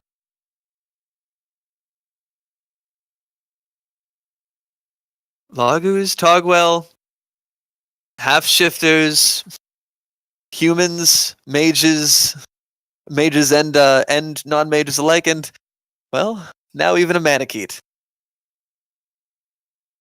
I think we've got everything covered. You? Well,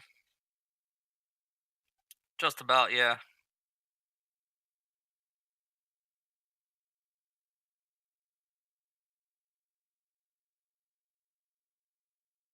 Very well then. We all know what's to come, and I think I speak for all of us when I say that we've got quite a lot of work to do. So let's get started. For the blood of Legala.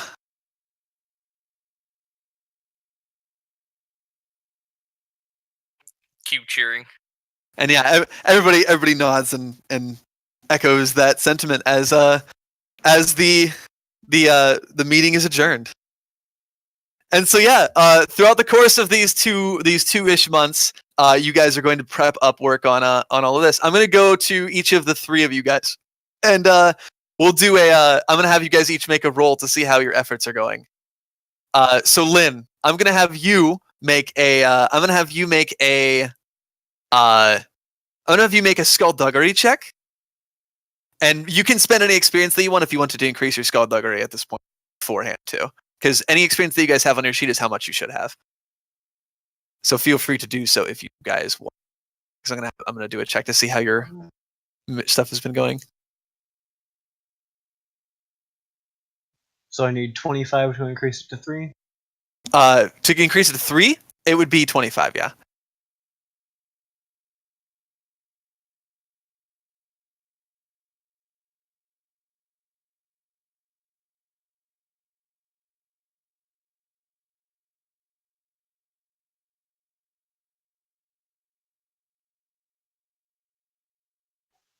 Any difficulty or?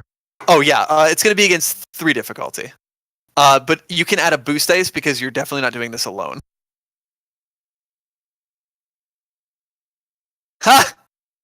I'm doing good. Awesome. Hang on. Oh, that's funny.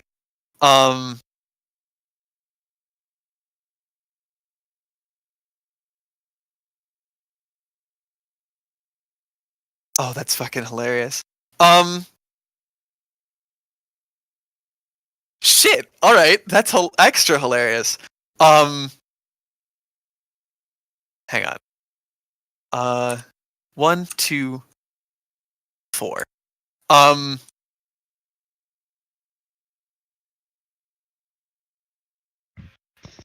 need you to pick a number between 1 and 4, Lynn. 3. Excellent. So you do this as you and Rinzu go on this cross country trek of a couple of smaller villages, and not only did it work resoundingly. By working together with Reno, Lady Blue, aka Scout Captain Dread, and a couple of the other members of between your people and their people, and a couple of other rebels and scouts from the Loyalist or the Blood Army. You guys not only learned that that this was happening, but we'll say that you guys brought. Who did you?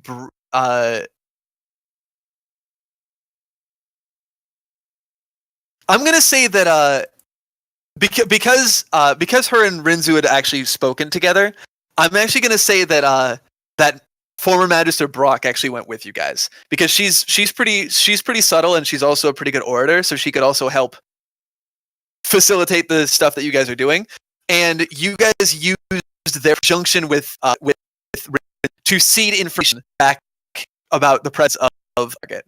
They heard. Laying an intricate rap during your one of the performances. The performance was interrupted by none other than Colonel J. Cavalry Division, and you and the former rebels were successful in springing up and were able to capture Colonel Jared of the Magistrate's army, thus removing one of the chief of the cavalry division. And so Connor, when they come back, probably like in their journey back, they have a bunch. You guys just good little chunk prisoners of war. And Magister from Magister Brock is very, very pleased with what happened. By the way, because of course she damn it. So thanks to conjoined efforts, you were able to capture their major leaders, and Colonel has been captured. Yeah, and so good job, awesome. Huh? You know, Your plan went better than even you thought it. I move around a lot. I I'll take it. Can't move at all now. I guess I'll take. And yeah, and by the way, for like the next week and a half, there was a in Aaron Brock's steps of going court. She was very pleased with herself at that. she Like, should be. Hell yeah. But yeah, and with minimal casualty, it was kind of hook, line, and sinker. And I feel like Felia's arc on that and say after you captured Hermione. I mean, if they want us to continue to not learn lessons, I'm fine with that. That said, I suppose Miss Miss Brock's tactics are a bit less conventional than the unconventional tactics used to capture the commander of the Dark Flyers as well.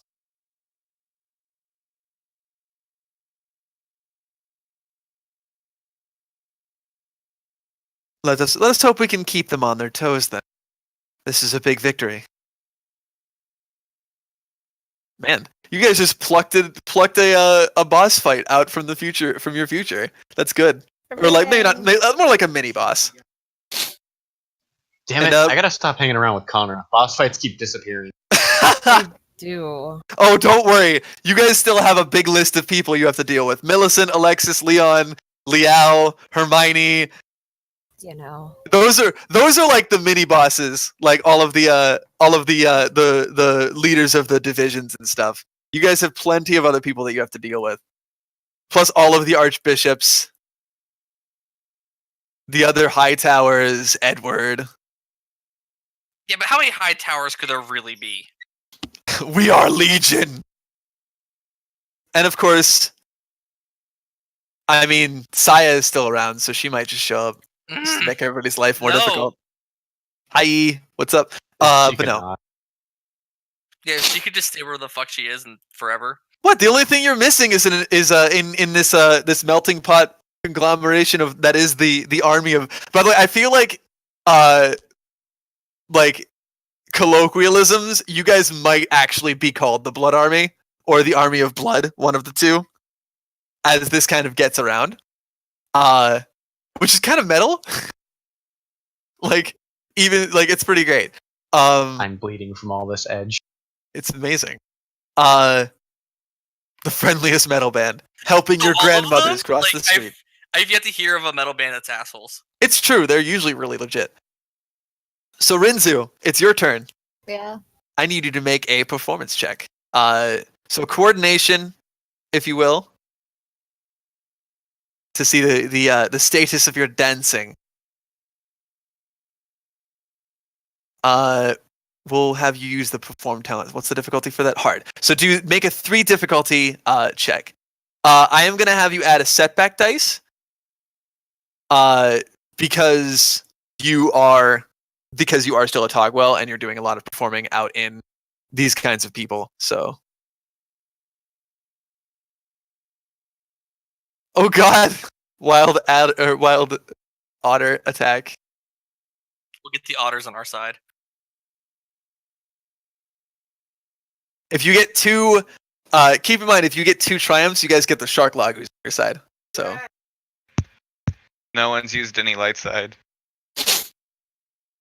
Oh shit! I'll do that. Ding, ding, ding, ding, ding, ding. Speaking of which, I'll actually spend 1 2 to upgrade the difficulty. That sounds like fun. Ha.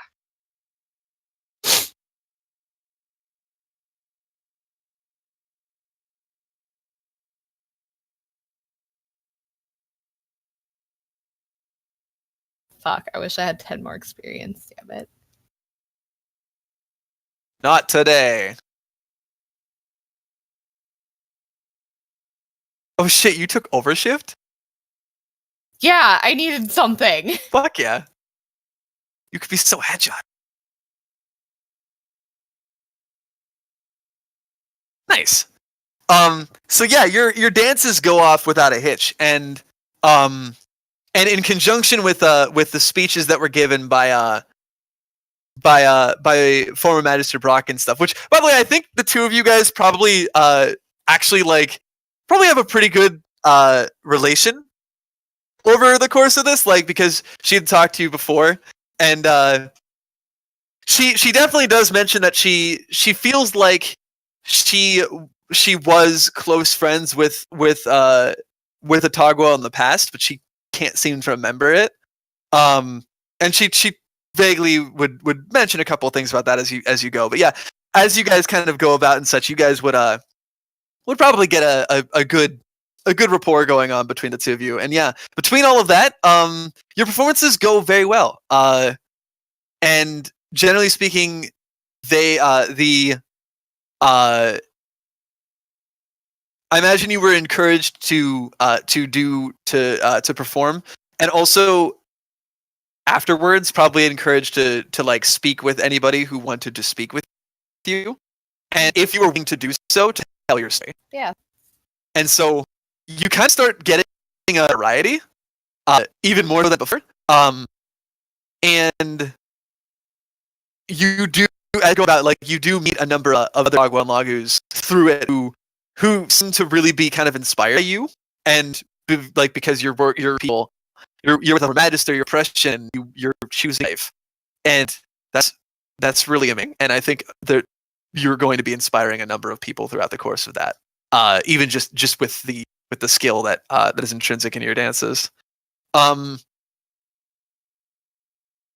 I also have you make a charm check, actually, since you're kind of doing a bit of oration too, just by talking?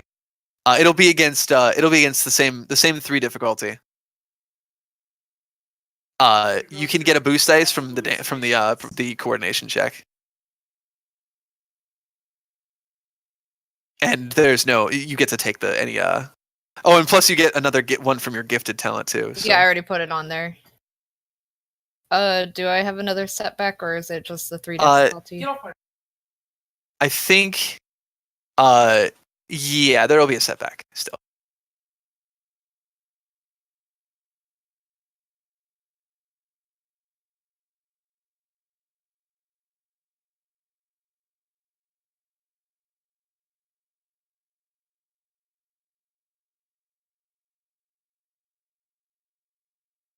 Can I get proper? What does proper upbringing do? Oh, that gives you an automatic advantage,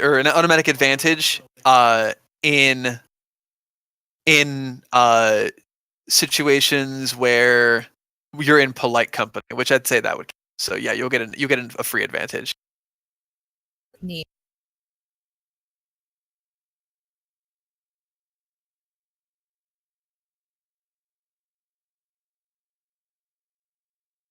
What the fuck? Well, you have a lot of advantages. So, but no, generally speaking, like, still your story is still received well, and while not all of the humans that watched your performance would stay to listen to your story, a lot of the younger folk, a lot of the poorer folk, and a lot of the and many Lagus in Togwell, whom saw your performance would listen. And I imagine you had an opportunity to learn many of their stories as well. A number of stories from of weal and woe, throughout the course of things. Each one different. Each one with their own trials and tribulations. But it's kind of eye-opening to be able to see so many different people in so many different walks of life, and to hear all of their stories. So yeah, like, different and yet so similar at the same time. It's interesting to see. But yeah, I'm all yours. literally. And yeah, so you probably meet, like, you could probably almost like make a bingo card of like different Confederate races. And you probably would get bingo because you would have met a good deal. Most of them, the more common of the races. But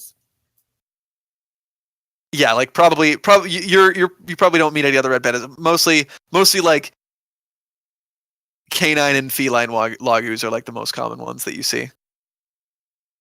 But obviously you see some avian and such. But yeah, all in all, pretty successful though. And Connor, during all of this, what do you want to be focusing on the most time, do you think, beyond the stuff that we've already discussed?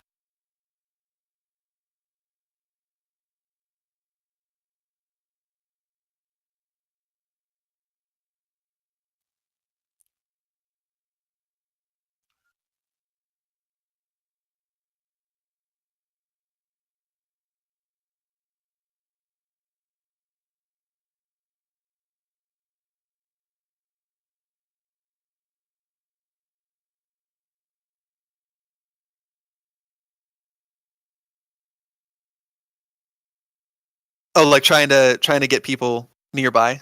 Yeah, like nobody. Like have to like none of the like super important people or anything. Like trying to get the people within the general area here like more solidly with us. Okay, so basically trying to appeal to the neutral parties again.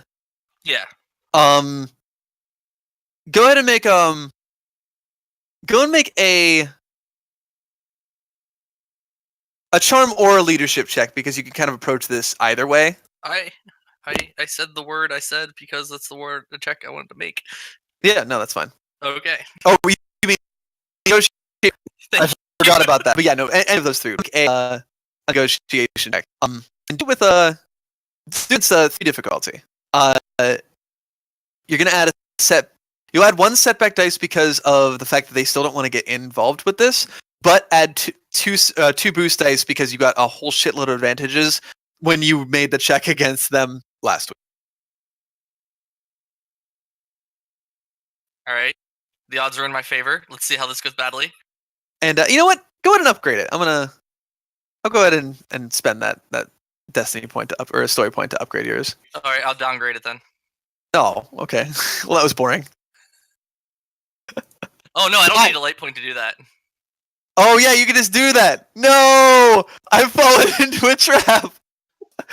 I just gave Guys, you. I did it! I have all of the light set points for us now. Yay! I'm a fool. I'm such a fool. That's fucking hilarious. Thanks for the lights. Thanks for the story point, loser. No. Thanks, you nerd. Damn. I just got played. Yeah, I'm actually I just just gonna got upgrade played. my check basically for free. I just got played. That's what I did. Congratulations. You played yourself. Hey! Shit. Okay. So yeah, you put some feelers out. Triumph, Nernzu.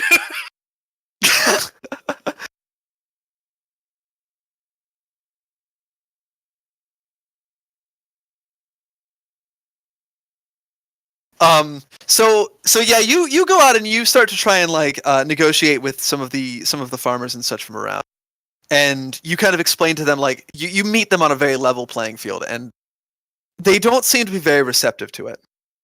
Generally speaking, most of them just want to be left alone. They treat you with hospitality. They feed you. They and such, but they seem to be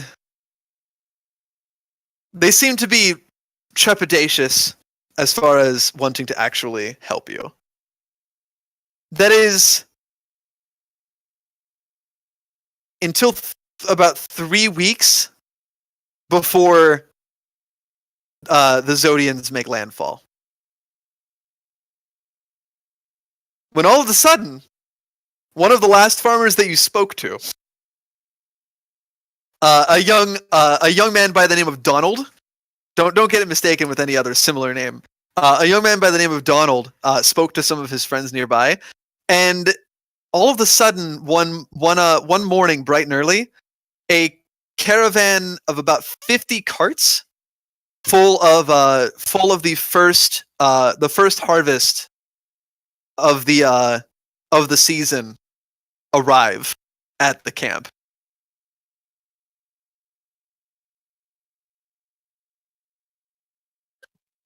I got us supplies.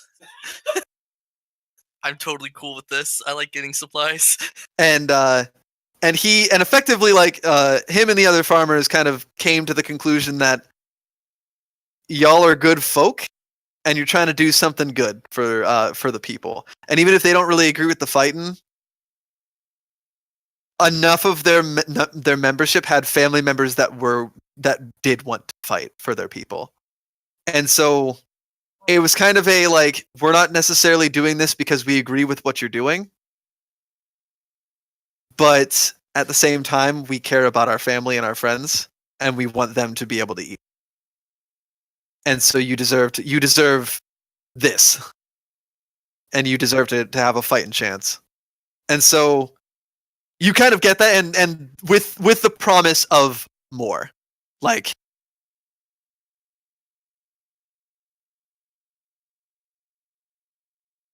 And so the markets in Dalhurst begin to kind of boom as a small coalition of farmers from the surrounding areas, as word begins to spread, and a good deal of the farmers in the western and some of the southern reaches of Legala are going to actually start bringing their wares to locations that are under control of the Blood of Legala, and are going to start selling their wares here to you guys. So that's big. That's food. You got a lot of people to feed, and you're about to get a lot more people to feed. Fuck yeah. So yeah, good shit. Look at all these triumphs. Hot damn. Except for one person. Not pulling her weight. Shut the fuck up. She got you a lieutenant. I did. No. Good job.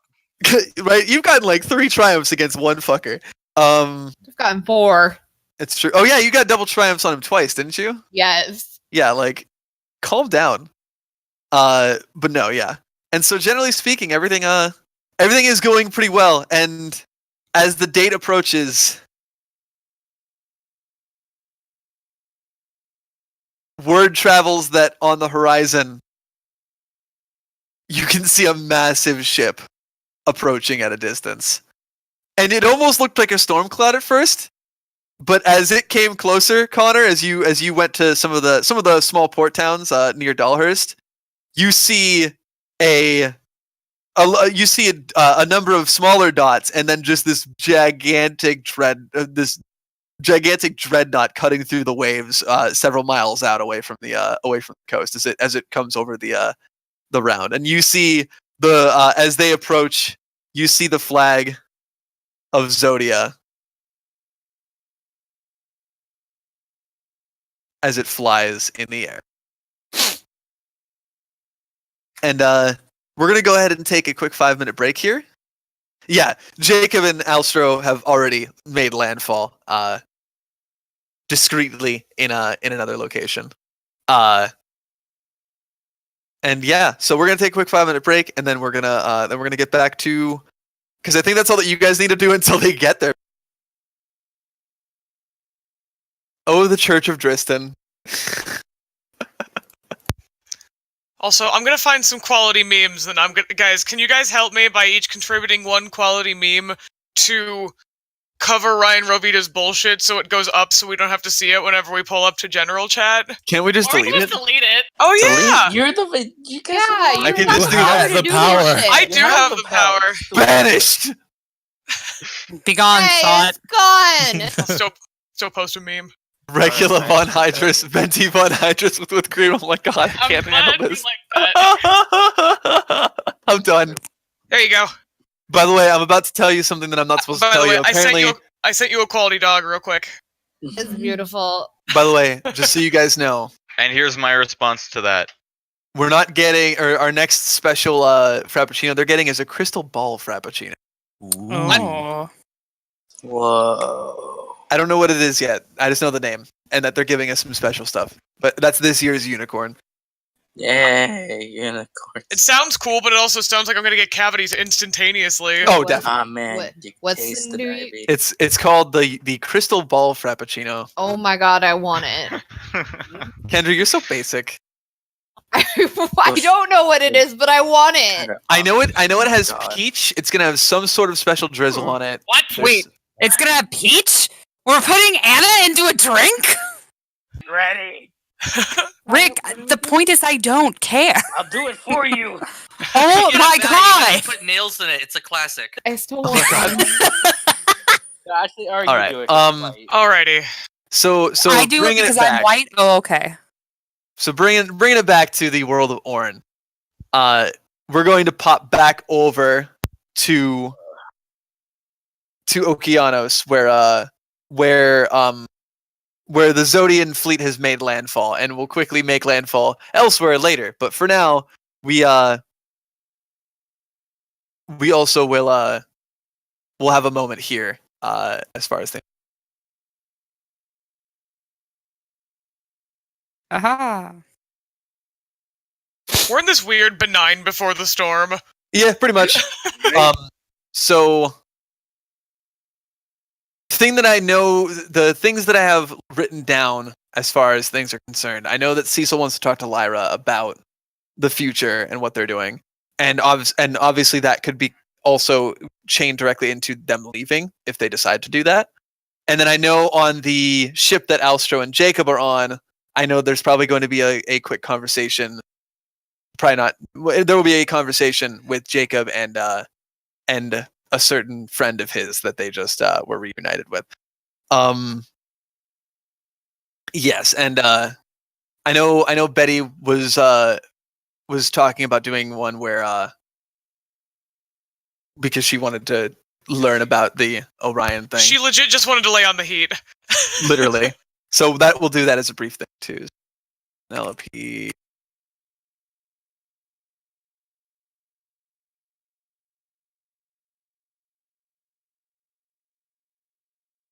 And so we got that. And then there's the meeting with the mercenaries. Yeah. I think Misty had something for Delphine. Yeah. We're gonna do that first because like Kat looks like she's about to die over there. Delphine. Was there anything else that anybody had planned specifically?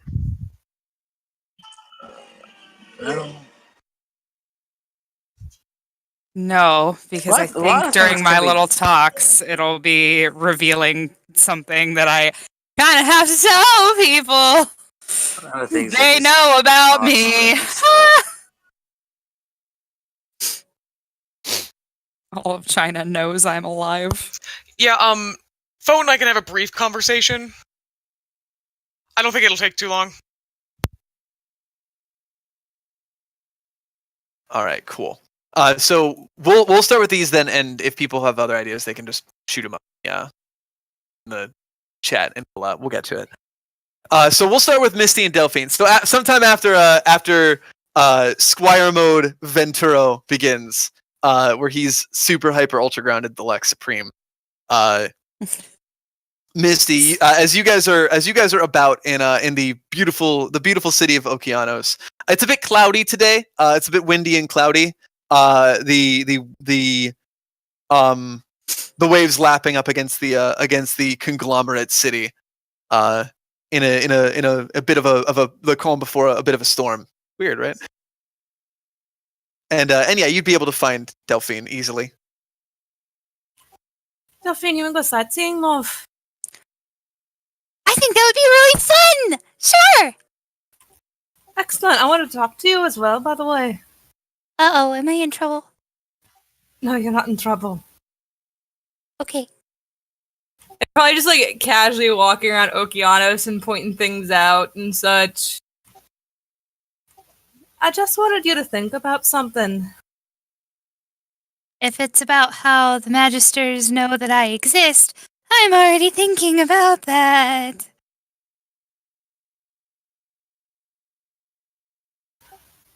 Not that in particular, though, I suppose, good thing to think about. Actually, I talked to Cygnus. And just something to consider after everything is done in the gala. I just wanted to extend the offer. You do have a home in Zodia, officially, if you choose to take it up. Delphine just like looks at Misty and just kind of blinks. Not something I wanted to drop on you before we were getting ready to pack up and go home, of course. Which is why I'm bringing it up now. She blinks again. Just like dumbfounded. With the understanding, of course, that if you return to Zodia, you probably will not be seeing Legala again for some time.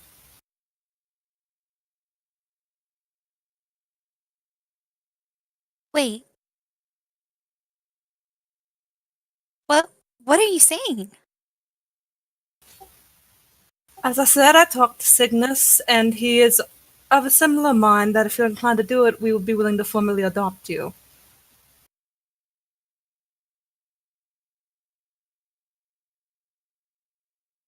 Like, as in, we'd be a family? Officially, yes. Delphine's eyes like widen, but she's like she's looking, and her eyes are darting a million different places. You can tell that there are a bunch of thoughts going through her head right now, and she can't quite pin all of them down. Like I said, you don't have to make a decision now, of course. It's just an offer that I figured I'd put on the table for you to consider. But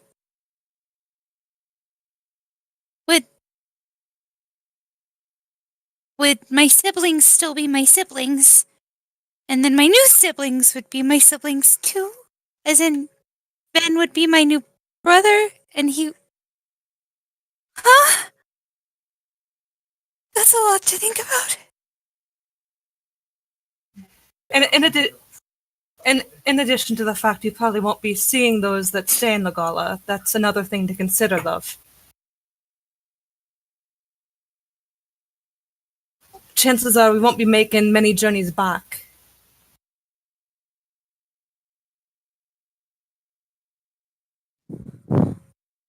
I don't know. I mean, I know Alstro kind of has to stay alive, but who's gonna help, and who's gonna help Connor, and I don't know. You don't have to make that choice now. I'm just putting it out there for you to consider, so I'm not dropping it on you right as we're leaving the shores. Okay. Yeah. I really don't know what to say. I didn't think you could choose family. I think that it just kind of happened. You have a choice in a lot of things.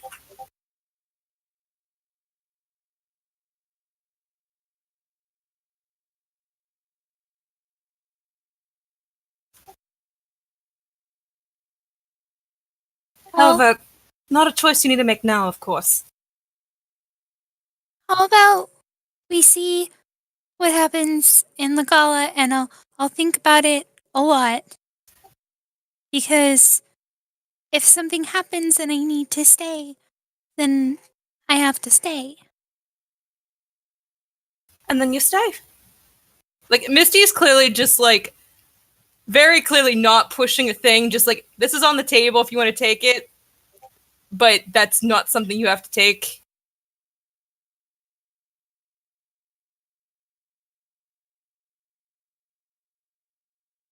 Holy shit. And, like, would probably, like, just, like, point out a bunch of fun little stories she knows about, like, in Okeanos and such, just to kind of, like, keep the mood light. She's very much so distracted, though, for the rest of the time. I mean, understandable, but, like, that's out there. It was agreed upon with the other parent in the scenario. With the understanding that you also understand what that would mean if you decide to go back to Zodia. All of the crazy. Okay. Good.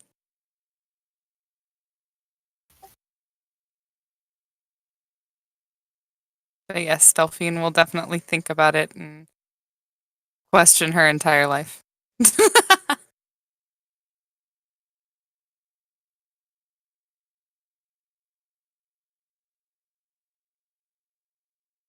Don't worry, that's probably something Delphine about anyway. No, I was just picking there. That's all. Yeah. So yeah, as you guys wander about the zone, then either not really Okeanos. You go around Okeanos next. That's where you're at. And yeah, through all of that, as you guys are about, so would have a moment at some point during this time that you will. Yeah. Cecil has been keeping close to the ship, generally speaking, until there's official word from Garhole about what we want to do with the Manicheets. generally, she would have been staying close to the ship.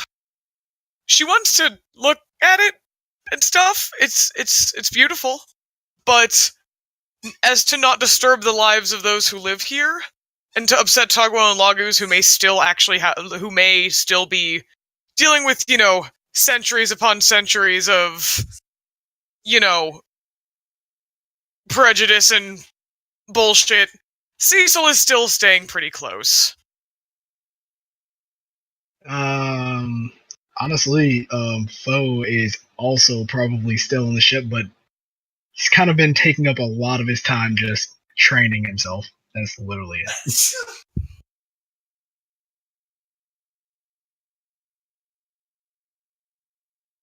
So I really have no idea how to even start this, to be honest.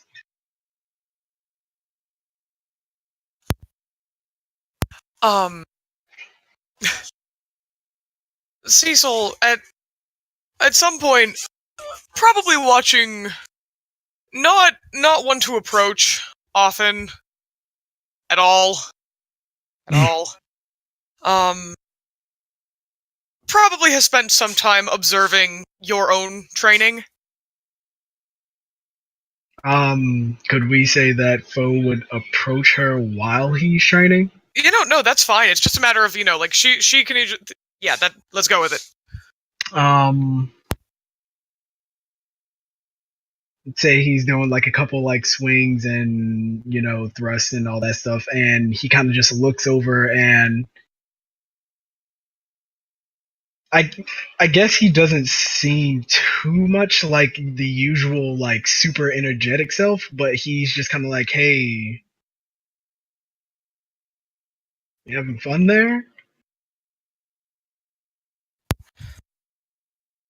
She kind of, jump starts a little bit at the, sort of breaking the rhythm of training up until now. She smiles and a little sheepish and pardon me, I was merely observing. That's fine. There's something not quite used to having anyone watching me training, so I guess I thought that you might need something, or I don't know, I might just be annoying you at this point. I don't really know. She shakes her head. Foe, we don't have... She sighs, resigning herself to her fate, and, we don't have very much longer until we get to Legala. Overall, and, well, if you and I are to be working together if that's the way that you would intend to go, I figured, though I hope that she smiles a little bit and looks down. I would hope that that Tarsi would have filled you in already at certain points. Or if there's anything that you need to know, I believe that you may wish to ask now. He definitely like scratches his head, and he has a very puzzled look now, and it's just kind of like, she gave me a very half-assed, and like the way he says half-assed sounds even uncharacteristic for Foe. He's like, she gave me a very half-assed explanation as to what to do.